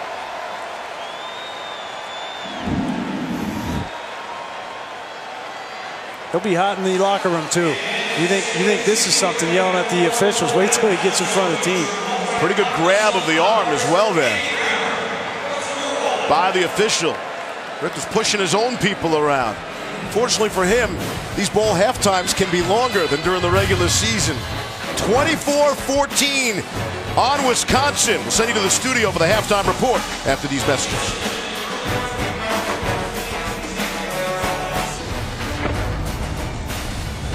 You're watching the Capital One Orange Bowl. Halftime in South Florida and Wisconsin. Thanks to 3 unanswered touchdowns, they lead by 10. Miami will start with the football. The way they ended the half was Mark Richt on fire. Coach, you were sharing some words with the officials. What were you so upset about? If you watch the tape, you'll see. And we did watch the tape at halftime, Brian Greasy. Yeah, you can see the right tackle, David Edwards, gets a hook around Trent Harris and kind of gives him a yank. And it was egregious in the eyes of Mark Richt, and he let the officials know about it, even contacted one official, which that's a line you don't cross. And I'm surprised that Mark Richt didn't get more of a penalty here in this situation, but he's got to get his team back. Part of this is he's really frustrated with the way that his team played in the second quarter. Right, so it's not all about that play. Right. And we asked Bill LeMonnier about that, and he said he really didn't cost the defender a step on the play, which could constitute holding as well. But we've seen some holding calls go against them, and in the end, it becomes a 5-yard penalty. Was half the distance to the goal, but did allow Wisconsin to add yet another touchdown. It will be interesting to see how Miami now responds after a lengthy halftime. Had plenty of time to calm down. Here's Travis Homer on the return. He's out across the 20 and down to the lady who bear the brunt of that interview, Molly McGrath. Well, head coach Paul Chris was a little bit happier at halftime. He thought that Andrew Van Ginkel's turnover completely changed that first half for his team. He said that gave them a little bit of confidence. They were able to settle in after that. And I asked him how to keep the momentum in their favor. He gave a short answer. That is the theme of the night. He said, we just got to stop them. Time of possession that first half, Wisconsin had the ball over 21 minutes. Miami just 8.5 minutes. Pick of the Hurricanes to start out at the 22-yard line. It's been a dandy of a first half, the Capital One Orange Bowl. Miami has seen a 14-3 lead disappear. Good play fake by Rozier. He'll keep it himself. Staying on his feet. Running the length of the field, the width of the field. That's the first down yardage. That's a whole lot of yards for 20. It's a great play by Malik Rozier. There's nothing there down the field, makes one guy miss, and then just kind of keeps weaving his way back. I think this is a huge drive for the Miami Hurricanes. Offensively, they did nothing in the second quarter. It was a tale of two quarters. They went up 14-3, and then they were outscored 21-0 in the second. Pitch to Travis Homer, trying to turn the corner. And he is tripped up at about the 50-yard line. That Rozier run for the first down was Miami's first down since the first quarter. I think Mark Richt kind of settles himself down at halftime, and that's one of the challenges of being a head coach and having to kind of deal with the officials, but also be the play caller. Both of these head coaches do both duties, and it's pretty amazing that they're able to kind of compartmentalize and focus in those two areas in one game. 2nd and 2. Homer on the draw. They back to the line of scrimmage, bring up a 3rd down and 2. Ryan Connolly, one of the playmakers for that Wisconsin defense, made the stop. Had a team-high 80 tackles on the season. These 3rd and short situations have been an Achilles heel for the Miami offense all season long. They're one of the worst teams in college football in 3rd and short. It's because they haven't been able to run the ball with success. They're 0 for 3. They have not converted a 3rd down attempt tonight.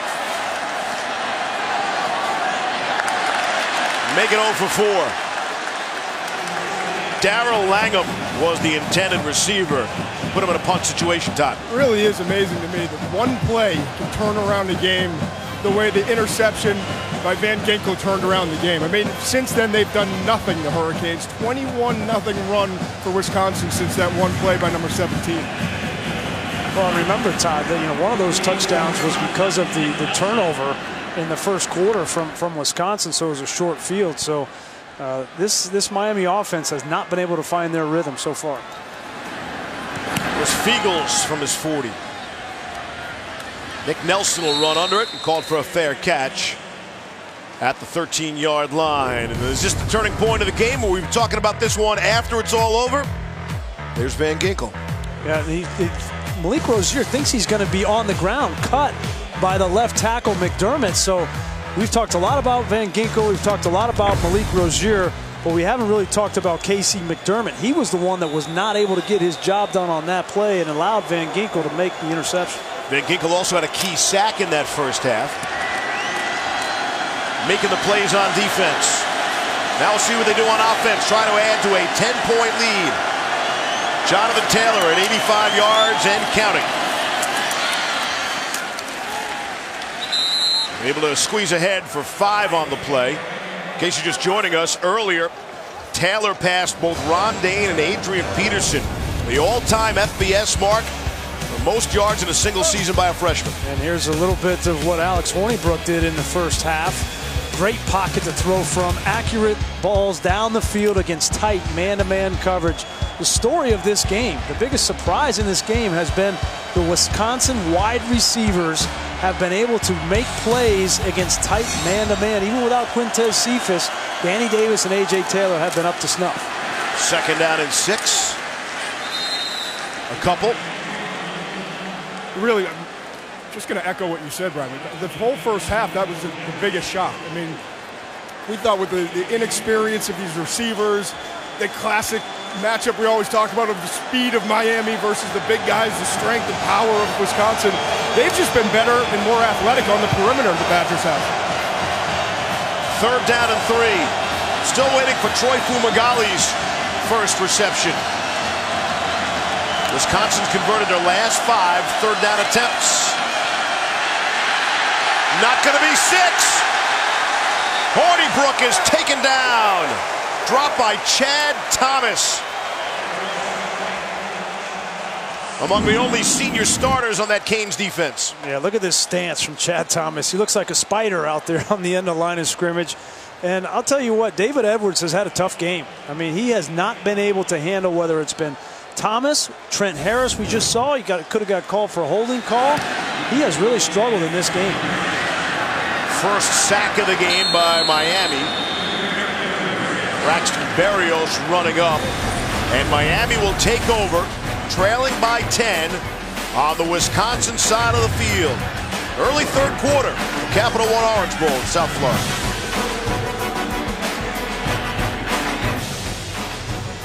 Area coverage provided by Goodyear, watching over the hard work and determination of blimp-worthy athletes for over 60 years. Goodyear, the official sponsor of the college football playoff. Hard to beat that shot of South Florida on a Saturday night. This stadium looks great, too. They did a great job. Renovations here, unbelievable. Super Bowl on the way in a couple of years. And here's Miami, starting with excellent field position. Mike Harley on the receiving end from Malik Rozier. And to say the Miami offense has stalled since the Van Ginkel interception would be an understatement. I haven't been able to get any rhythm going, but great field position here in plus territory. Rozier trying to get out of there. Lofts one all by himself is Lawrence Cager for the touchdown. He'll never make an easier grab.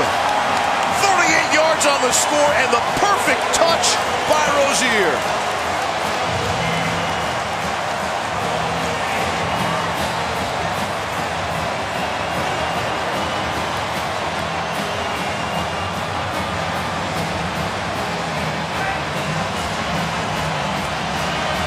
Just the answer that Miami needed, right? You know they got an earful at halftime from Mark Richt and how hot he was going into the locker room. And the first drive they kind of stalled there, but great job of keeping the eyes downfield by Malik Rozier, and Cager came wide open. Yeah, I'm sure Rick wasn't only angry with the officials, he was disappointed in the way his team had played in that first half. It's a great job, though, here. Here's where the read is, Steve. They're going to read the curl flat up here. That's the first read. But watch what happens here as Malik Rozier is looking over there, nothing there, nothing there. Now he escapes, but look at his head. Keeps his head downfield, and that's what opens up the big play. It's a great job of keeping your eyes down the field, and then Cager uncovering for the big play. The last 2 touchdowns in this game from Miami have both been on 2-play drives. Quick strike offense. Starting with great field position, both times starting on the Wisconsin side of the field, leading to the scores. Todd. That's a great job by Cager, too. It's called scramble rules. When you're in a situation where the initial play is broken down, like Brian just walked you through, and you've got to, at that point, work back to your quarterback, or you've got to give him an opportunity and a window to throw. Cager was KG in deciding to get deep, and it's a good thing Rozier saw him. Cager, 2 touchdowns on the season. Picks up 1 here in the Capital One Bowl playoff game. And it's a field goal game right now. Latrell Jamerson from his goal line.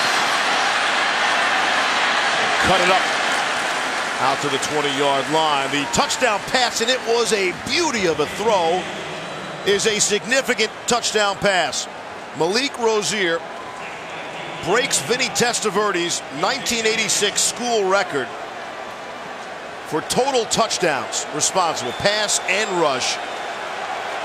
And of course, Vinny went on to win the Heisman Trophy that season. It's been an unbelievable season for Malik Rozier, right? You start out 10-0, starting quarterback in your first season. Everything's going great, and then you get pulled from the Pittsburgh game. Proud of him the way he's come back and played in this game. Check the Wisconsin answer, nearly intercepted. Shaquille Quarterman nearly wore the turnover chain. Wisconsin catches a big break. This would have been an unbelievable interception from Shaq Quarterman. But we've seen Miami make these kinds of plays all season long. And Hornibrook trying to fit that one in there. They've run slant after slant after slant in the first half. Great adjustment by Manny Diaz and Shaq Quarterman to start biting on some of those. Second down and 10. Roshek in there as the setback. And they hand it to him. His second carry. No gain. Michael Pinkney on the stop. There's momentum out there to be seized, right? You get a big play offensively, broken play, touchdown, almost had an interception. I think this Miami team, and specifically this defense under Manny Diaz, understands they've grabbed momentum all season long, and it's their opportunity right here to get a stop and get the ball back to their offense. Third down and 10. Sure feels like a Miami home game right now.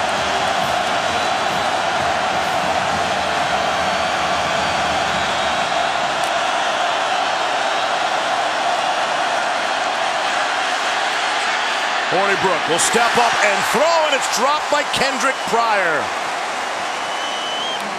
And Miami will get off the field. Consecutive 3 and outs now for Wisconsin. Yeah, and Hornibrook did what he needed to do. He needed to take a deep drop, find a lane, step up into that lane, and then fire the football. And if you're Kendrick Pryor, you got to make that catch for the first down.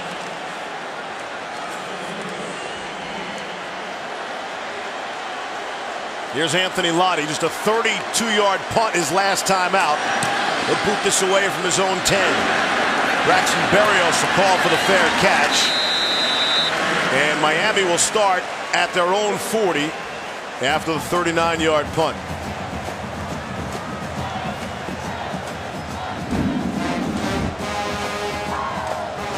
This is how Miami took control of momentum here in the second half. The touchdown on the great play by Cager, and Rozier, almost another pick 6 for Miami and Shaq Quarterman. Manny Diaz knows that this second half, his defense has to take control of this game, right? They didn't play well at all in the second quarter, gave up 21 points. This team's going to win. It's going to be because of this defense. Manny Diaz, one of the many local boys done good here in this Miami team, leading the way for that defense.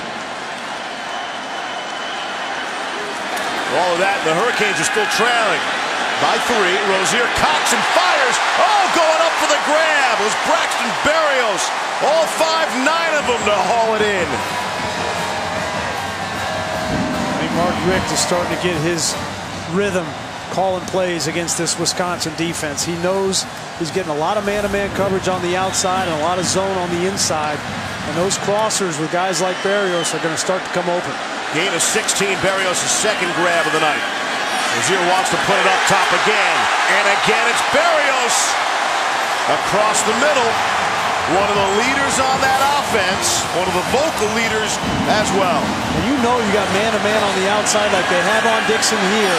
And all you have are zone-dropping linebackers. If you just get the ball up over the linebacker, you're going to have a great chance for a big play. And that's exactly what Rozier did there. And 21 more on that grab. Rozier to throw again. Why not? End zone, jump ball. And over the head of Darrell Langham. Derek Tyndall on the coverage. Molly.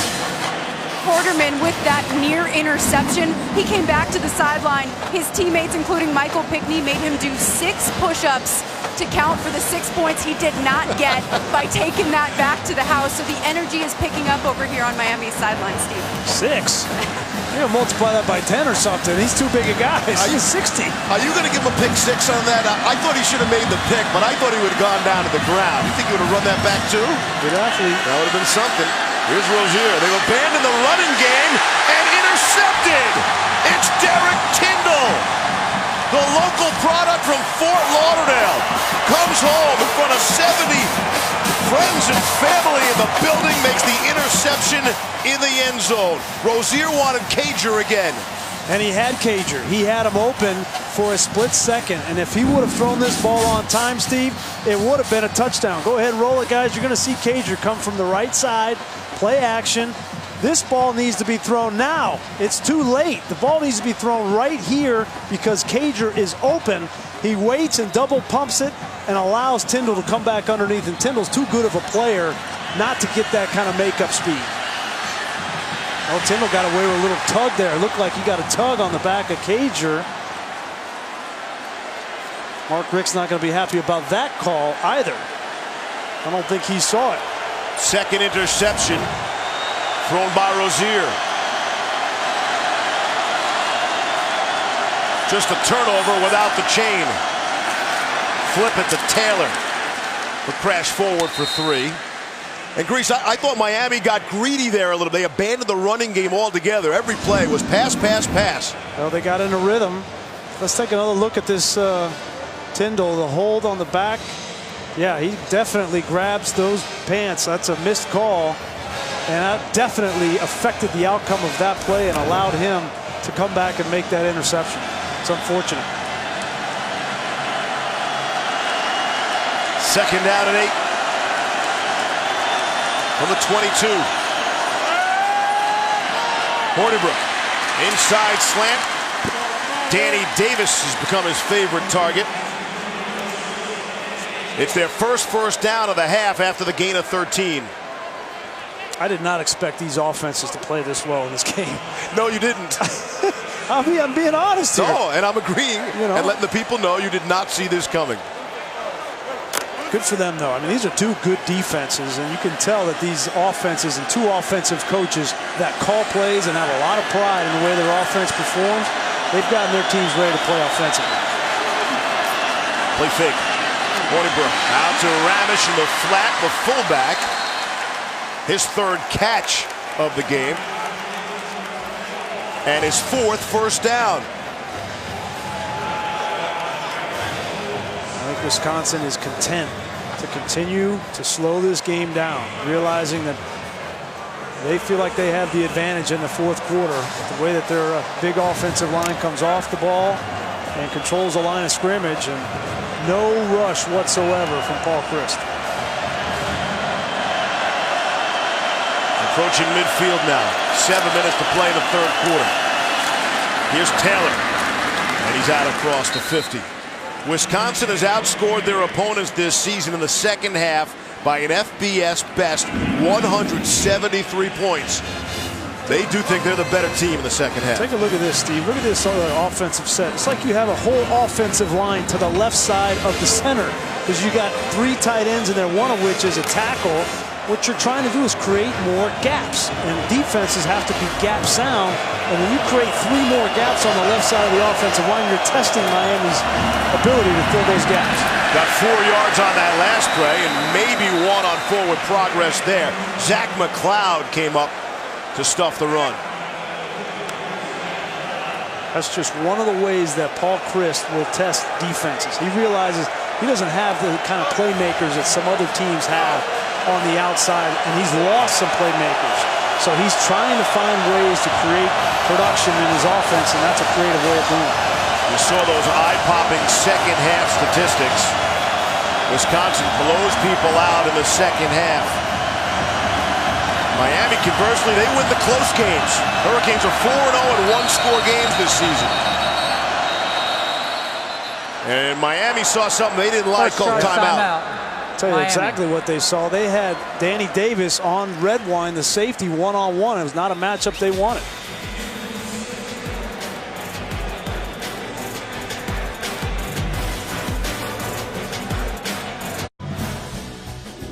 The Capital One Orange Bowl, brought to you by the Quicksilver Card from Capital One.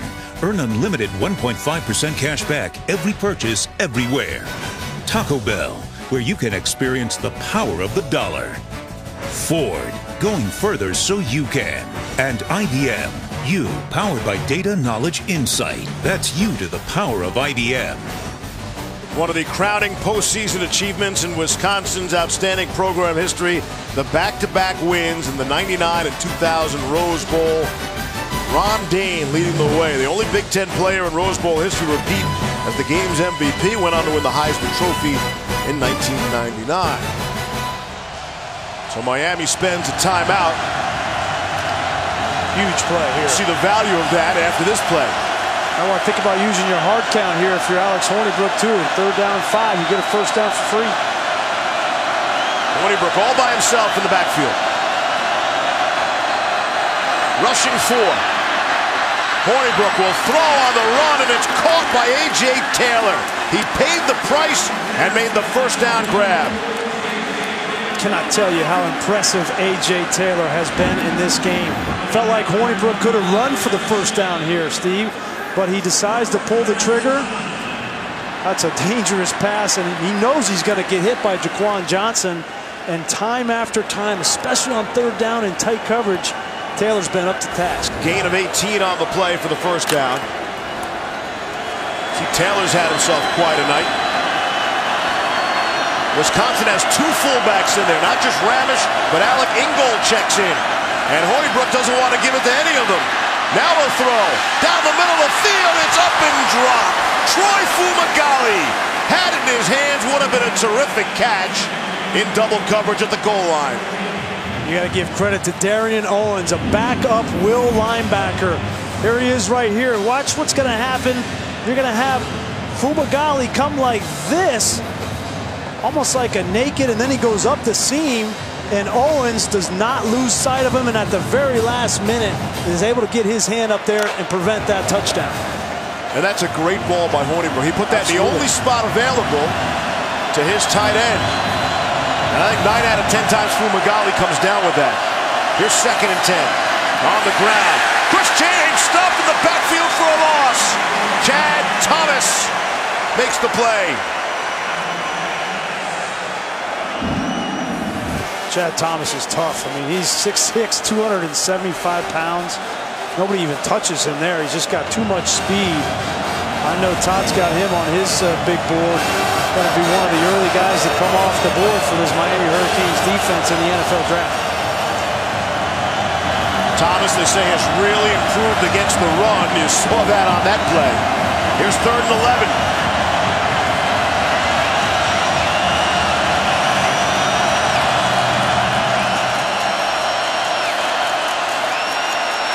Good pocket for Hornibrook. Underneath, it's A.J. Taylor again for another first down conversion. All right, beg your pardon. Did not get what he needed. Brings up 4th down. D. Delaney came up to make the stop. Yeah, that's Manny Diaz there. First time that he has played a 2-deep zone underneath, trying to force the underneath throw and then come up and make the tackle and force a field goal attempt. Rafael Gaglianone has this in his bag. This will be a 47-yard field goal attempt. He's already hit from 35. On the way. And plenty good. Gaglianone, who has a school record 4 career game-winning field goals, including both in his prior 2 bowl games. See if that might just stand up. With 3:39 left. Here in the 3rd, Wisconsin expands their lead to 6.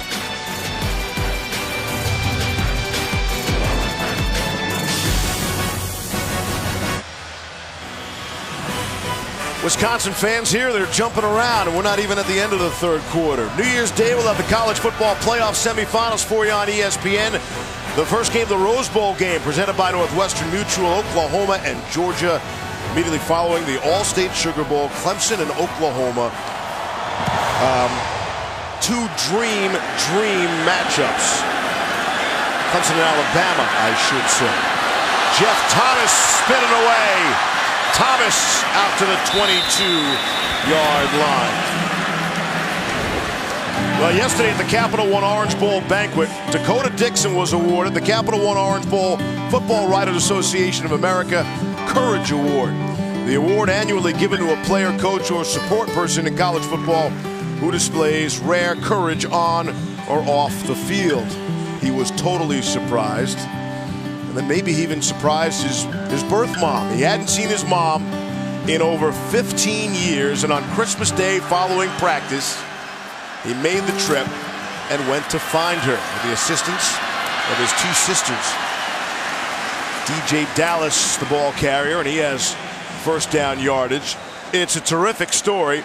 about a terrific young man whose parents were in and out of his life at an early age, and he credits his stepmom, Beth Caston, with saving his life.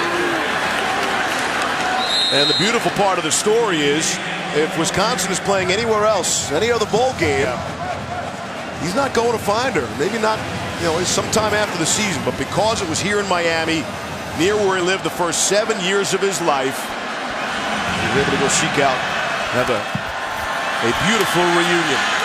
DJ Dallas now out of the Wildcat. We saw a lot of that in the first half. When I first read that story this week and I heard him talk and how much it meant to Dakota Dixon to go back and see his mom. He hadn't seen her since he was 7 years old. It really grabbed me, and we talked about Braxton Berrios in the first half. We're talking about Dakota Dixon here.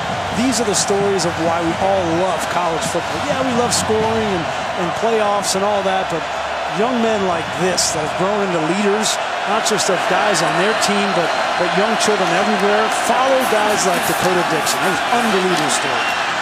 Third down and 10. It's knocked away. Ryan Connolly got a hand in the way. Bring up a fourth down in a punting situation.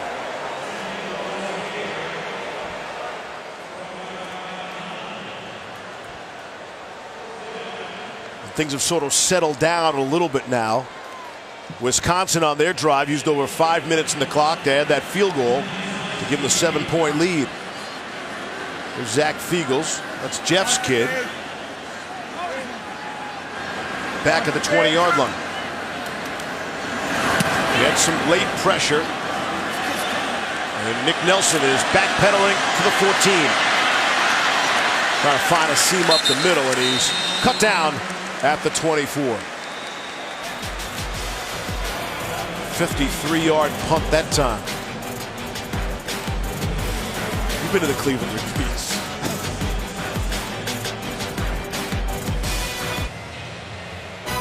Hey, this has been a whole lot of fun, and we anticipate more on the way on Monday, on New Year's Day. You're shaking off New Year's Eve, you put on the television. Check out the Outback Bowl, Michigan and South Carolina. And then on ABC at 1 Eastern, the Citrus Bowl, presented by Overton's, Notre Dame, and LSU. The state of Florida has not been kind to Notre Dame. The Irish have lost their last 5 games in the Sunshine State. Of course, they lost here by a few points, Grease, 41-8. That's when college football flipped out and said the U and the swag, it's all back. There's Jonathan Taylor on the ground.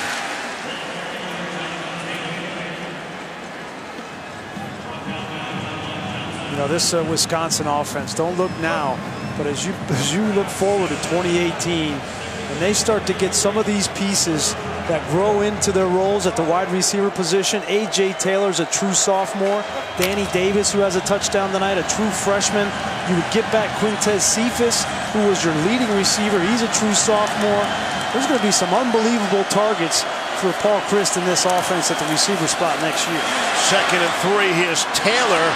Amazing how good that run is. He actually bumped into Hornibrook on the exchange. Hornibrook looked like he had a problem getting the ball from center first and foremost. He double clutched it, and that's a quick hitter. That's not the play that you want to bobble the snap. That's an inside trap that's very fast. You got to wheel around as a quarterback and get that ball in there. They were fortunate. 2 of his best runs came on botched handoffs. That really, really delayed draw we saw in the first half. Taylor's over 120 yards rushing. Groshek is in there now. And they hand it to him for no gain. 40 seconds left in the quarter. Kendrick Norton made the stop. Here's a look at some of these plays by the receivers. Danny Davis on the first touchdown, able to go up and snatch this ball, and it's just what you were talking about, Todd. What Manny Diaz was most concerned about was down the field with these receivers against man-to-man coverage. And you would have thought that Fumagalli, the tight end, would be a big part of it, but it's really been these receivers on the outside. Here's A.J. Taylor, number 4, making that great catch in the back of the end zone. Just great concentration when the ball's been in the air. Groshek on the ground took a big hit after they did a little wildcat of their own, and he'll take a loss. Shaq Quarterman came over to say hello. And that's how the third quarter comes to an end. We're on our way to a fine finish. It's a 6-point game. Head into the fourth in the Capital One Orange Bowl.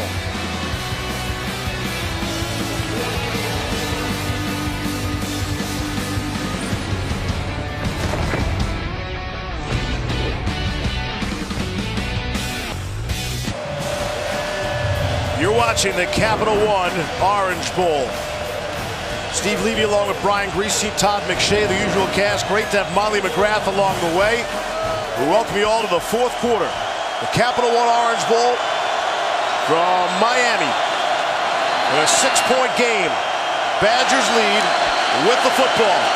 Come back for 3rd and 11. Hornibrook to throw down the sideline. Could not connect with Danny Davis. Some real good coverage there by D. Delaney, taking the proper angle. Alex Hornibrook realizes he has a problem on the right side of his offensive line. David Edwards is out of this game. He has been hurt, and Trent Harris is coming after the right tackle, and Hornibrook just doesn't have any time to throw the football. Lottie's back to punt. Out at the 30-yard line.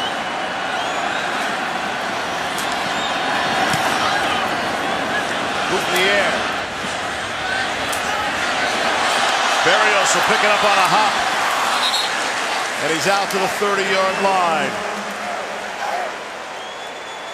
We hear this all around college football. Are we getting the respect we deserve? We asked Paul Christ about it, and he said, you know what, I haven't given it one thought. Like, he's not focused on that. He's focused on the game itself. But when you look at their one loss on the season and who they lost, what Ohio State did last night, I think Wisconsin does get their due, especially if they can polish off Miami in Miami here tonight. Yeah, this would be a great end to the season. Remember, if they win tonight, it would be a historic season for Wisconsin. They have never won 13 games in a season. So I think plenty of people in college football, ones in the know anyway, have a lot of respect for this team. It is that never-ending fight for respect in college football. Chris was amazing when we sat down and talked to him. I probably asked him 5 or 6 different questions and said, and the answer was always the same. You know what? I haven't given that 1 second of thought. And for all the head coaches who are CEOs and in charge of everything, Chris comes across as just a head football coach. Yeah. That's a compliment in a lot of ways. It's just the way he wants it, and just the way Barry Alvarez wants it, and all of Badger Nation. Here's Rozier able to step up and throw a wobbly pass that Langham couldn't bring down. Tyndall is shaken up for the 2nd time tonight. As we enter into this fourth quarter, which one of these quarterbacks and sets of receivers are going to make the plays when they have to be made to win this football game? That's what this is going to come down to. Both defenses are playing man-to-man coverage on every snap. So it's got to be the throw and the catch. Who's going to make it consistently in the fourth quarter? Miami has yet to convert on a 3rd down, Grease. Here's 3rd down and 8, a minute into the fourth. Rozier the throw, and it is caught. There it is, the conversion. Lawrence Cager making the catch. Andrew Van Ginkel got some pressure. Great throw here. Watch the pressure from Van Ginkel. You have to anticipate that throw from Rozier. It's thrown perfectly to the outside shoulder for Cager. You cannot do it any better than that. Gain of 13, and there is that elusive 3rd down conversion for Miami. That's the throw and catch in tight man-to-man coverage on 3rd down I'm talking about.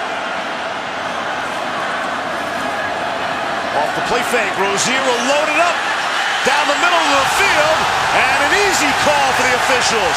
Mike Harley was going to run under that for 6, and an easy pass interference call. Nick Nelson knows it too. Pass interference on the defense, number 11. 15-yard penalty, automatic 1st down. There's a lot of offensive staffs in the Big Ten that are watching the game tonight saying, listen, those guys, number 11 and 25 corners for Wisconsin, they've been doing this all year. They've got a rap for pass interference, holding, trying to get away with some of these things. It's been all year. Tyndall got away with one early when he got the interception. It's a good call there by the official. Could say it's a good penalty. Prevented a touchdown. Only a 15-yarder in the college game. With the ball out at the 41. No safety here in the middle of the field. I know what that means. Rozier down the sideline and threw it out of bounds. Langham was there again with Tyndall. That's not the ideal call when you have no safety in the middle of the field. You don't want to throw a fade on the outside. Attack where the defense is not. Get somebody down the middle of the field. But this Miami offense, they don't have the capability on every snap to audible like some other offenses, and they were stuck in that situation. See the numbers on that Wisconsin defense. They've been the best. Hey, they've been the best defense, #1 defense in the nation all season. You'd expect them to be great in the fourth quarter, and they have been. Rozier trying to step up, not that time. Not going to get away from Alec James. You got Alec James matched up on the true freshman right guard Donaldson, and this is a mismatch. James, a fifth-year senior, just too experienced with that slap and over move. Rozier had no shot. Third sack, Todd McShay. And James, 4.5 career sacks coming into this year, and he finally started to put it together. Coming into this game, he had 5.5 sacks this season. Really doing a better job with his hands and working off the blocks. Big play here on 3rd and 13. Rozier steps up and throws, and a clutch catch. Lawrence Cager has been the go-to guy in the big spot for Miami. First down, Hurricanes. Now this is getting real fun to watch. Quarterbacks anticipating blitz, anticipating throws. This is a beautiful spot from Malik Rozier. And Cager is starting to show up as a go-to receiver. Gain of 14. Rozier wants to throw again. Across his body. Nearly intercepted. Batted up in the air. And it falls harmlessly to the turf. It's Van Ginkel again who got his hand on the ball. Wow, anytime a quarterback, you're rolling to your left and then you try to throw back, bad things can happen. But Van Ginkel, he's just around the ball, isn't he? He doesn't do anything spectacular, but he's just always in great position. Jim Leonard knew when he let one slip. Second down and 10.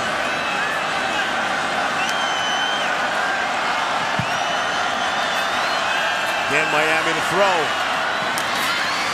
Short one across the middle is caught. Forward progress will make it a short gain. That's Michael Irvin. Yes, the son of the Pro Football Hall of Famer. His first grab. Third down is Braxton Berrios down. This is where they try to get him matched up. We'll see what Jim Leonard decides to do, who he's going to match up. Right now is Dakota Dixon walking over him in the slot, which tells me a zone is coming because he doesn't want to leave Dixon one-on-one in man coverage. Converted the last time for the first time. Ball is batted up in the air. Knocked away. Isaiah Loudermilk makes the score sheet with a big play. Batting that ball away. Great job from Loudermilk at 6'7". He gets up and bats this football. If he doesn't get a hand there, you can see the ball's going to Berrios. He's right out there. He's going to be wide open. That was the zone, and Berrios knew it. Loudermilk saved the first down. Loudermilk, one of the players who really benefited from the time between games, having nearly a full month.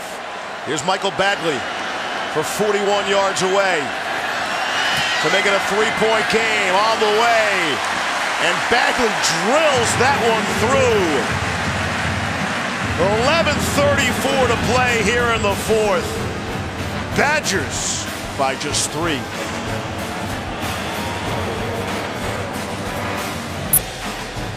Aerial coverage provided by Goodyear. You know, I know a guy up there, Greasy. He could land it inside the stadium. He cuts it to the left a little bit. You got a guy, huh? I know a guy. Watching over the hard work and determination of blip-worthy athletes for over 60 years. Goodyear, the official sponsor of the college football playoff. Make a phone call. I'm going to land that baby right at the 50. See the Hurricane? They say the good teams win the close games. Yep. In one-score games, no one in the nation, well, in the Power 5, as good as Miami. 4-0 one-score games. Washington State had the same great record in those one-score games. They did it 4 games in a row, right in the middle of the season. New Year's Day here on ESPN, the Chick-fil-A Peach Bowl. This is just so fascinating, so interesting, the matchup.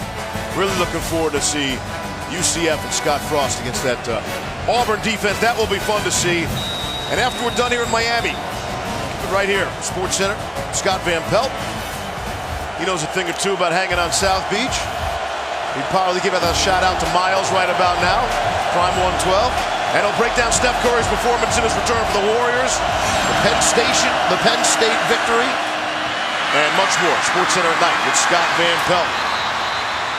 Big game there by Jonathan Taylor. That's a nice job from Jonathan Taylor. They fake it to him, and then he becomes a primary receiver. That is one of the staples in Paul Chryst's offense, because what happens when you fake to a back, linebackers are in their head. They don't consider him an eligible receiver, and that's why he slips into the flat and is able to get a big gain. That's, if he can add receiving to his game, watch out for Jonathan Taylor in 2018.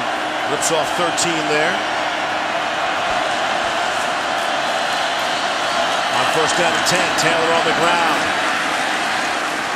Maybe gets back to the line of scrimmage. The clock winds, under 11 minutes to play in a field goal game. In the 5th meeting all time between Wisconsin and Miami. The last time they got together was also in a bowl game, the 2009 Champs Bowl in Orlando. Wisconsin won that game 20-14. They controlled the clock in that game for over 39 minutes. Big rushing advantage. They controlled the clock here as well in a big way. 32.5 minutes. Hornibrook to throw down the middle of the field. It's juggled and brought in. A.J. Taylor, great concentration. And 7 black jerseys there trying to rip that football out. Here's the first adjustment I've seen. Manny Diaz has gotten out of his patented man-to-man defense. Look at this, 2 safeties.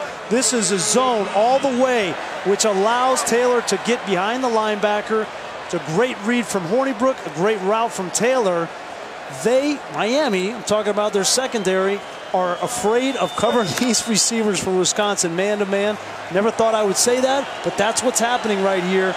And now Wisconsin's making the adjustment to throwing into the zone. The protection was really good there as well. Taylor over 100 yards receiving. Hornibrook wants some more. And there is Troy Fumagalli coming across. And in case you weren't sure, you can hear it from the crowd. The Wisconsin faithful that made the trip. It's good to see Foom get a catch. He's been battling injuries all season and been such a great player for Wisconsin for 3 years now, playing in his final game for Wisconsin. You didn't want to see him get shut out in his final game as a Badger, but what a warrior he has been for Paul Chryst. As Chad Thomas gets some assistance.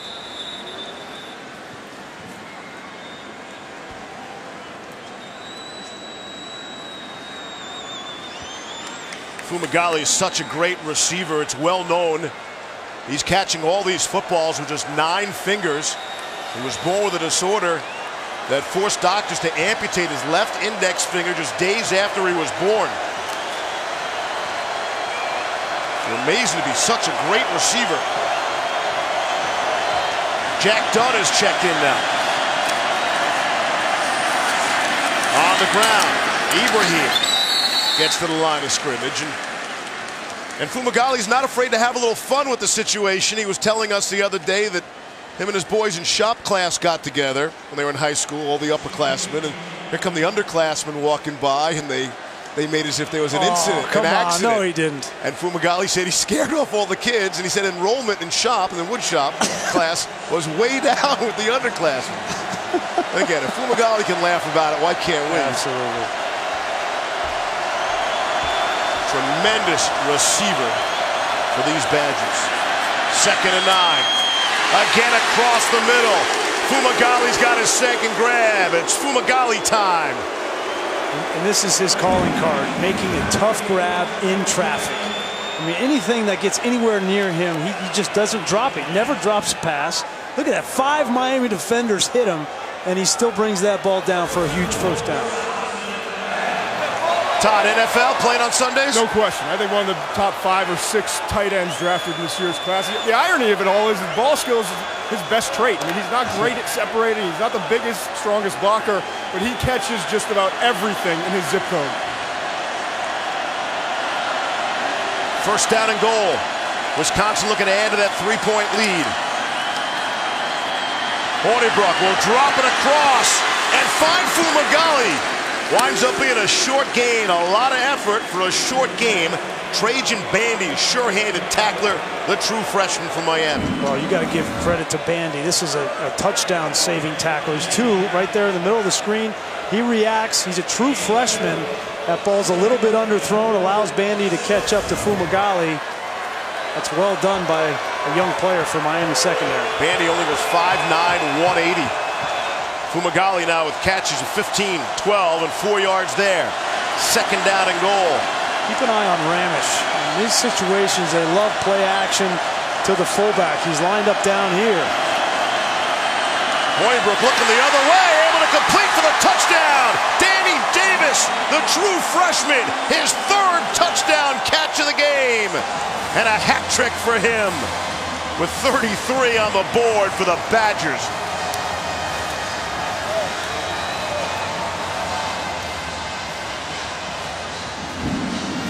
It's been all that they've done here inside the red zone to throw the fade. This is, as you mentioned, the 3rd time for Davis, and defender just never turned around, never got to head around to make a play on the ball. Had he done so, he may have had an interception. Gaglianone on.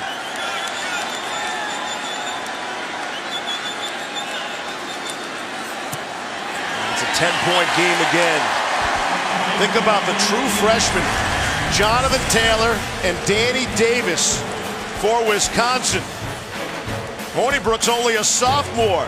He's got 4 touchdown passes. Badgers by 10.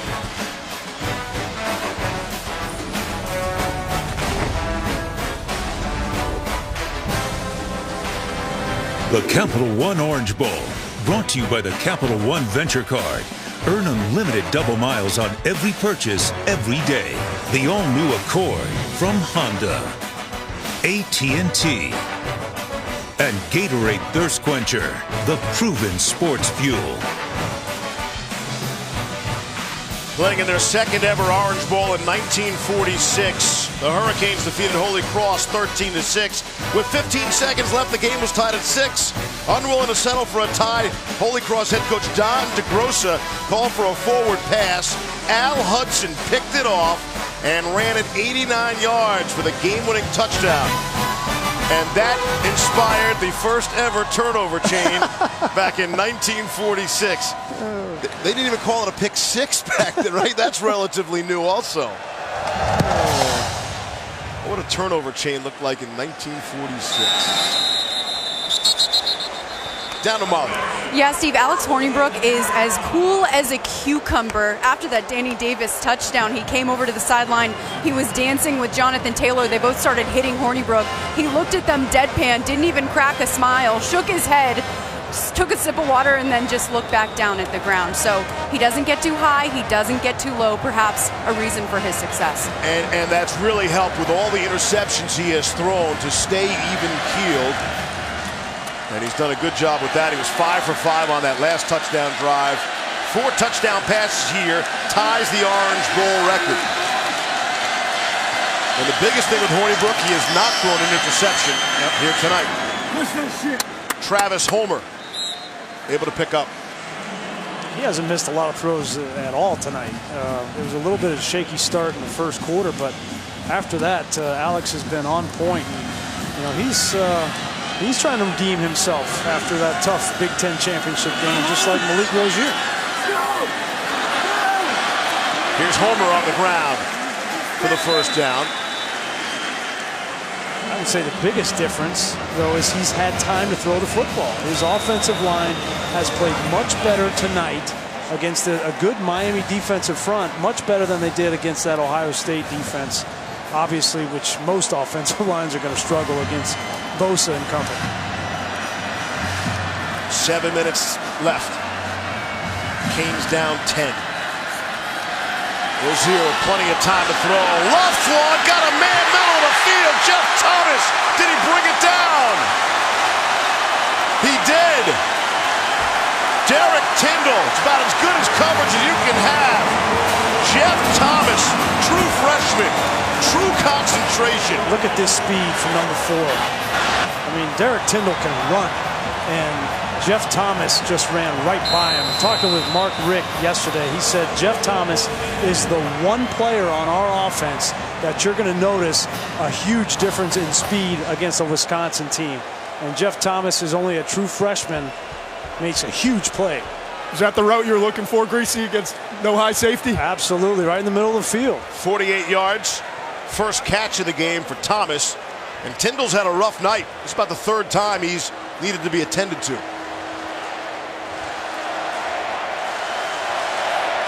Here comes that Miami crowd.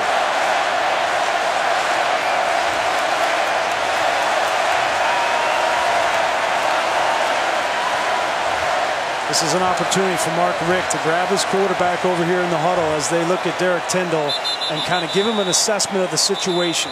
6:47 left in this football game. We're down 10. We need 2 scores.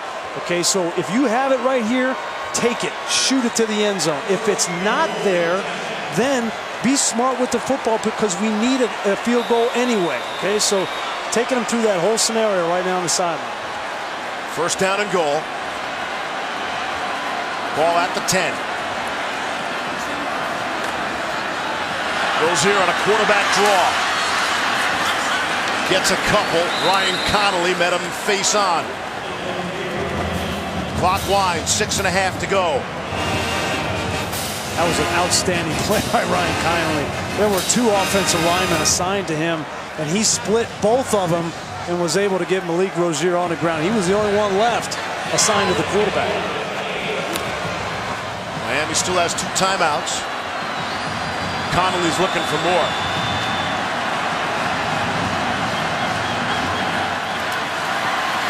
DJ Dallas out of that Wildcat. Not fooling anybody anymore. Again, it's Connolly, the first man in, along with Leon Jacobs. And it's a 3rd down and goal.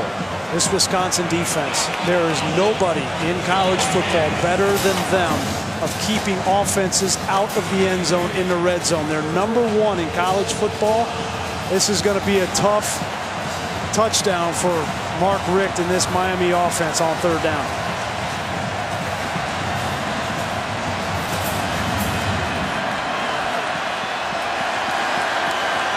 It's big play time.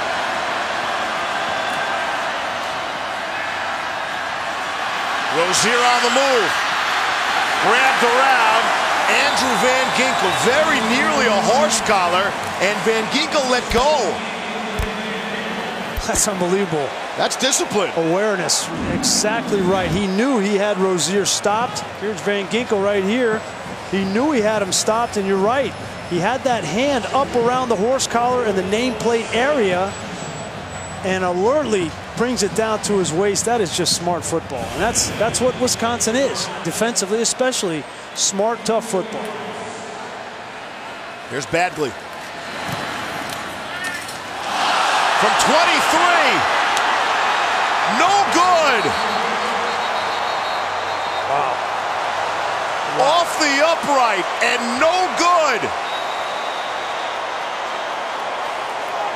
Badgley has made more field goals in Miami history than any other kicker. He passed the leader, Carlos Huerta, this season. That is an anomaly. A 23-yard attempt you had to have, and they don't.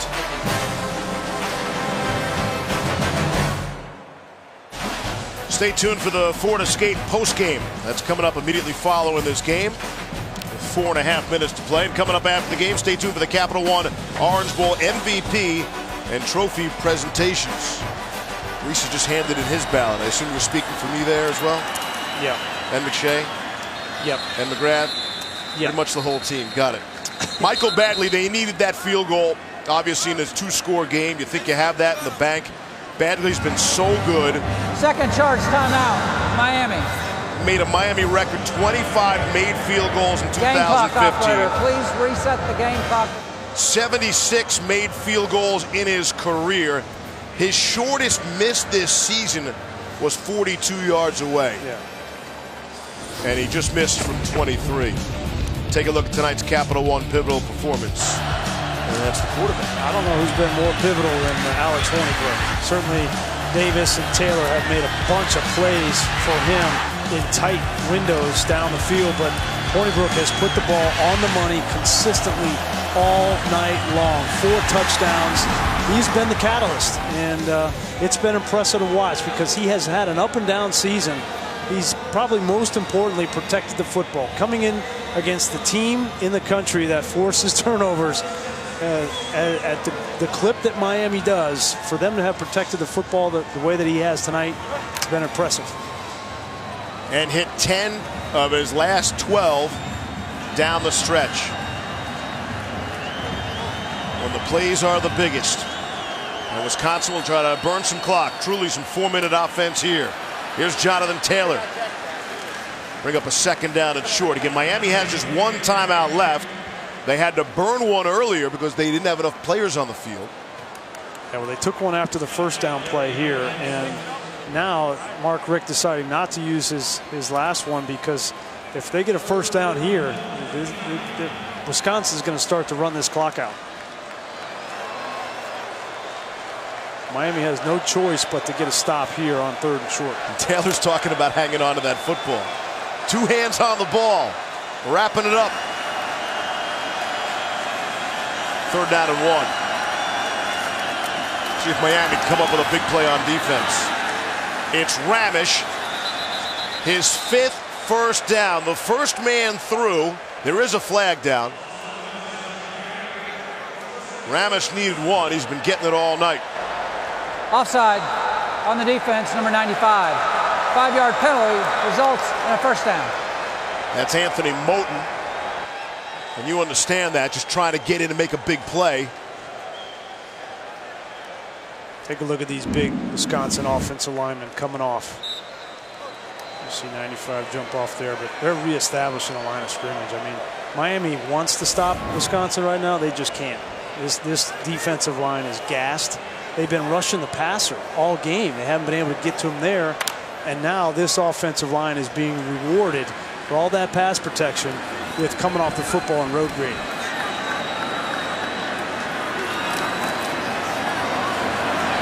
On the ground. 2 hands on the ball. That's Chris James.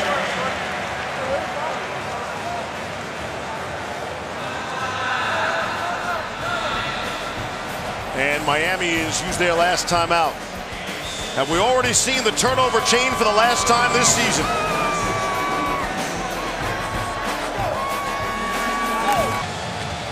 Back in South Florida. Going to try to turn this stadium over pretty quickly. There'll be a lot of Buffalo Bills and Miami Dolphins fans in the building tomorrow. But right now the Wisconsin fans are hanging around. They might not leave for quite a while. They can hang on down the stretch here. 3 minutes and 14 seconds left. Up by 10 points. And with the football. 4 yards for Wisconsin, and this game's over. And the way that they've been coming off the ball and running downhill, I like their odds. Miami is out of timeouts. On the ground, and James.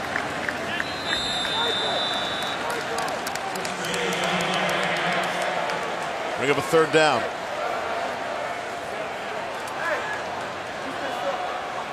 Wisconsin has had the football for some 37 minutes to just 20 for Miami.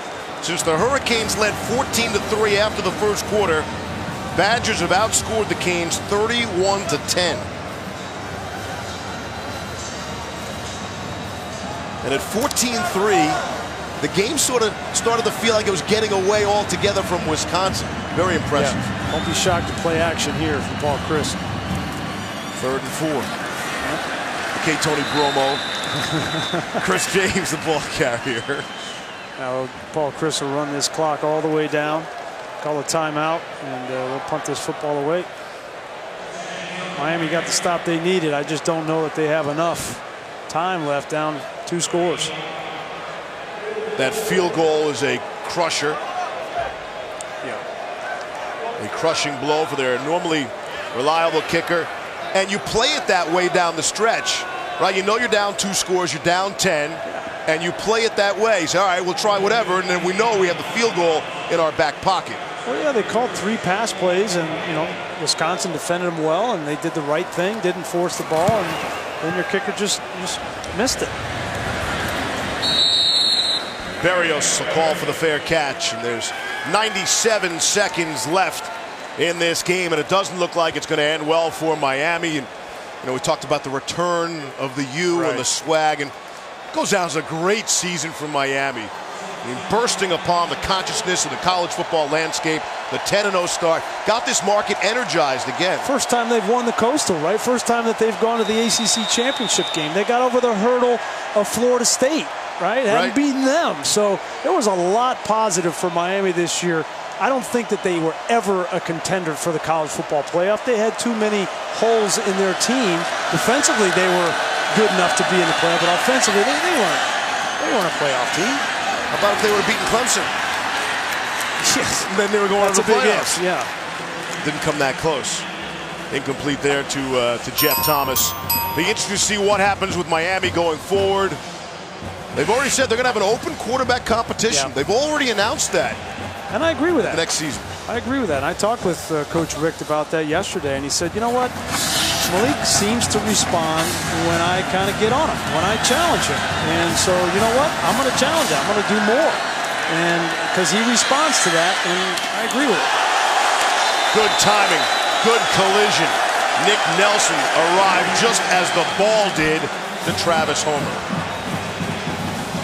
Regardless, they're going to have some pieces, I think, on offense that have kind of matured after having this experience of this season, going on the road at Pitt and laying an egg, and what that caused for their season. They know what their standard needs to be. It's not Virginia Tech. It's not Florida State anymore. It's Clemson. Clemson is the big, bad imperial empire that Miami needs to set their sights on in the ACC. 3rd and 10. Ball popped up into the air. 3rd interception. It will go for Ryan Connolly in the right spot at the right time. And the Badgers can truly start to celebrate now.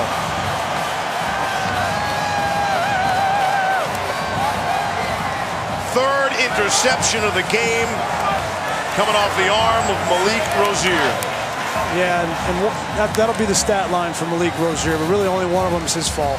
That's not his fault. Travis Homer, you know, bats the ball up in the air. The first one to Van Ginkel, right? McDermott, the left tackle, doesn't get the cut. So I know everybody just looks at the stats, but Malik Rozier played a better game than what his stats will look like tonight. And again for Miami, the storyline also, they have lived by the turnover. The turnover chain was a product of that, but they have lived by the turnover, and they were only able to turn Wisconsin over one time on their first defensive series. 70 seconds left. And what a year for Paul Chryst. I mean, they're going to look back on this season as record-setting. As a record-setting season, absolutely. They were 6 points shy of the college football playoff to a Ohio State team that we now know after watching last night, pretty good football team. And Paul Chryst has got a bunch of pieces to build around on offense for next season, evidenced by Danny Davis and A.J. Taylor and Alex Hornibrook. To me, in my mind, really made a statement tonight. Big Ten feeling pretty good about themselves. Man, 7-0. 7-0, it's left your Wolverines. Michigan against South Carolina, Monday in the Outback Bowl. See it here on ESPN. Alex Hornibrook, 23 of 34. This never gets old. There's the shower. he's elusive. Cat-like reflexes. How about Paul Chryst, the first 3 years at Wisconsin? 10 wins, 11 wins, and now 13 wins. I mean, how good is that? Wisconsin so impressive, trailing 14-3 in the first quarter, outscoring Miami the rest of the way, 31-10.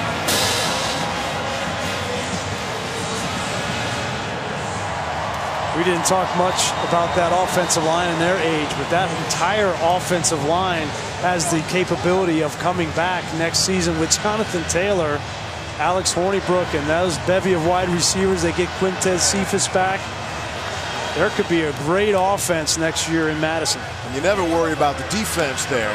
Well, they do have 10 out of 11 guys on that side that are seniors, although 5 of them could return because they're redshirt juniors. So they've got some potential there to get some pieces back as well. McShay was talking about all the NFL draft picks that could come off that Wisconsin defense, but they always seem to find a way to reload, and they always have the walk-on programs as well. Alex Hornibrook, so impressive. 4 touchdowns, no interceptions. Here he is with Todd McShay. Alex, what a game you have. You come out here and after some disappointment, obviously, in the Big Ten Championship, play maybe the best game of your career. Take us through it. We had so much time to prep. We were just waiting to get out here and play. Felt like forever, but we were just out here having fun. Everybody was locked in, ready to go. We knew it was the last game for some of these guys on our team. We just wanted to perform well for them. Set a school record, 13 wins in a season for Wisconsin. What does that mean to you being the quarterback of this team? Yeah, that's big for us. I think the biggest thing is that it's the whole team, and our defense is unbelievable. Special teams, offense, everybody. It was truly a group effort. It's not just one group holding us up. It's the whole team, and that's what's special about these guys. Congratulations, man. Steve, back to you. Kenny Dichter and Wheels Up in the house. Big supporters of Wisconsin and college football on ESPN. Back down to the field. Here's Molly with the coach. Thank you, Steve. Coach, Miami known for their turnover chain, but your defense was forcing turnovers tonight that absolutely changed the game. How did that spark your entire team? I think it was huge. Obviously, you know, Van Ginkel's interception was big. DT keeps him from getting points, and, you know, it takes a team to beat a good team like Miami, and I thought, you know, our special teams were good. Hoffitt's a big field goal, and I thought Alex played particularly well, and it was a heck of a team effort. Your passing game has struggled at times this season. How did that find success tonight? I think guys protected, and Alex was sharp and got in the hands of guys made plays. You know what I mean? KP came up big plays. Danny had big plays. Foom had a big catch. AJ was good. Ramos played really well. That's what I like about this team, is it takes everyone. Coach, people doubted this team at times, especially because of their record. You were 1 loss shy of making it to the playoff. How does this win validate the caliber of this team? I don't know. I mean, it's our team has a lot of confidence, and the thing they did best was just be in each moment and make the most of those moments, and I thought they played for each other. And you know, you play the whole season and you earn, you know, what you get, and I'm proud of this team, and they can call themselves Orange Bowl champions. That's pretty big. Congratulations, Coach. Thank you. Thanks so much. Steve?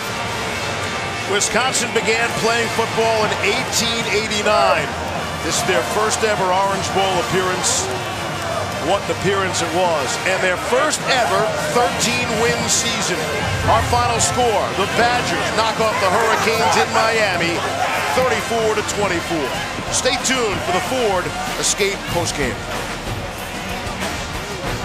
The 2018 Ford Escape postgame is brought to you by Ford. Going further so you can.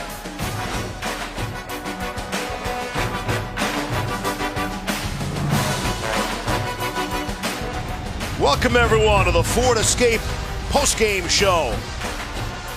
Back here at Hard Rock Stadium in South Florida.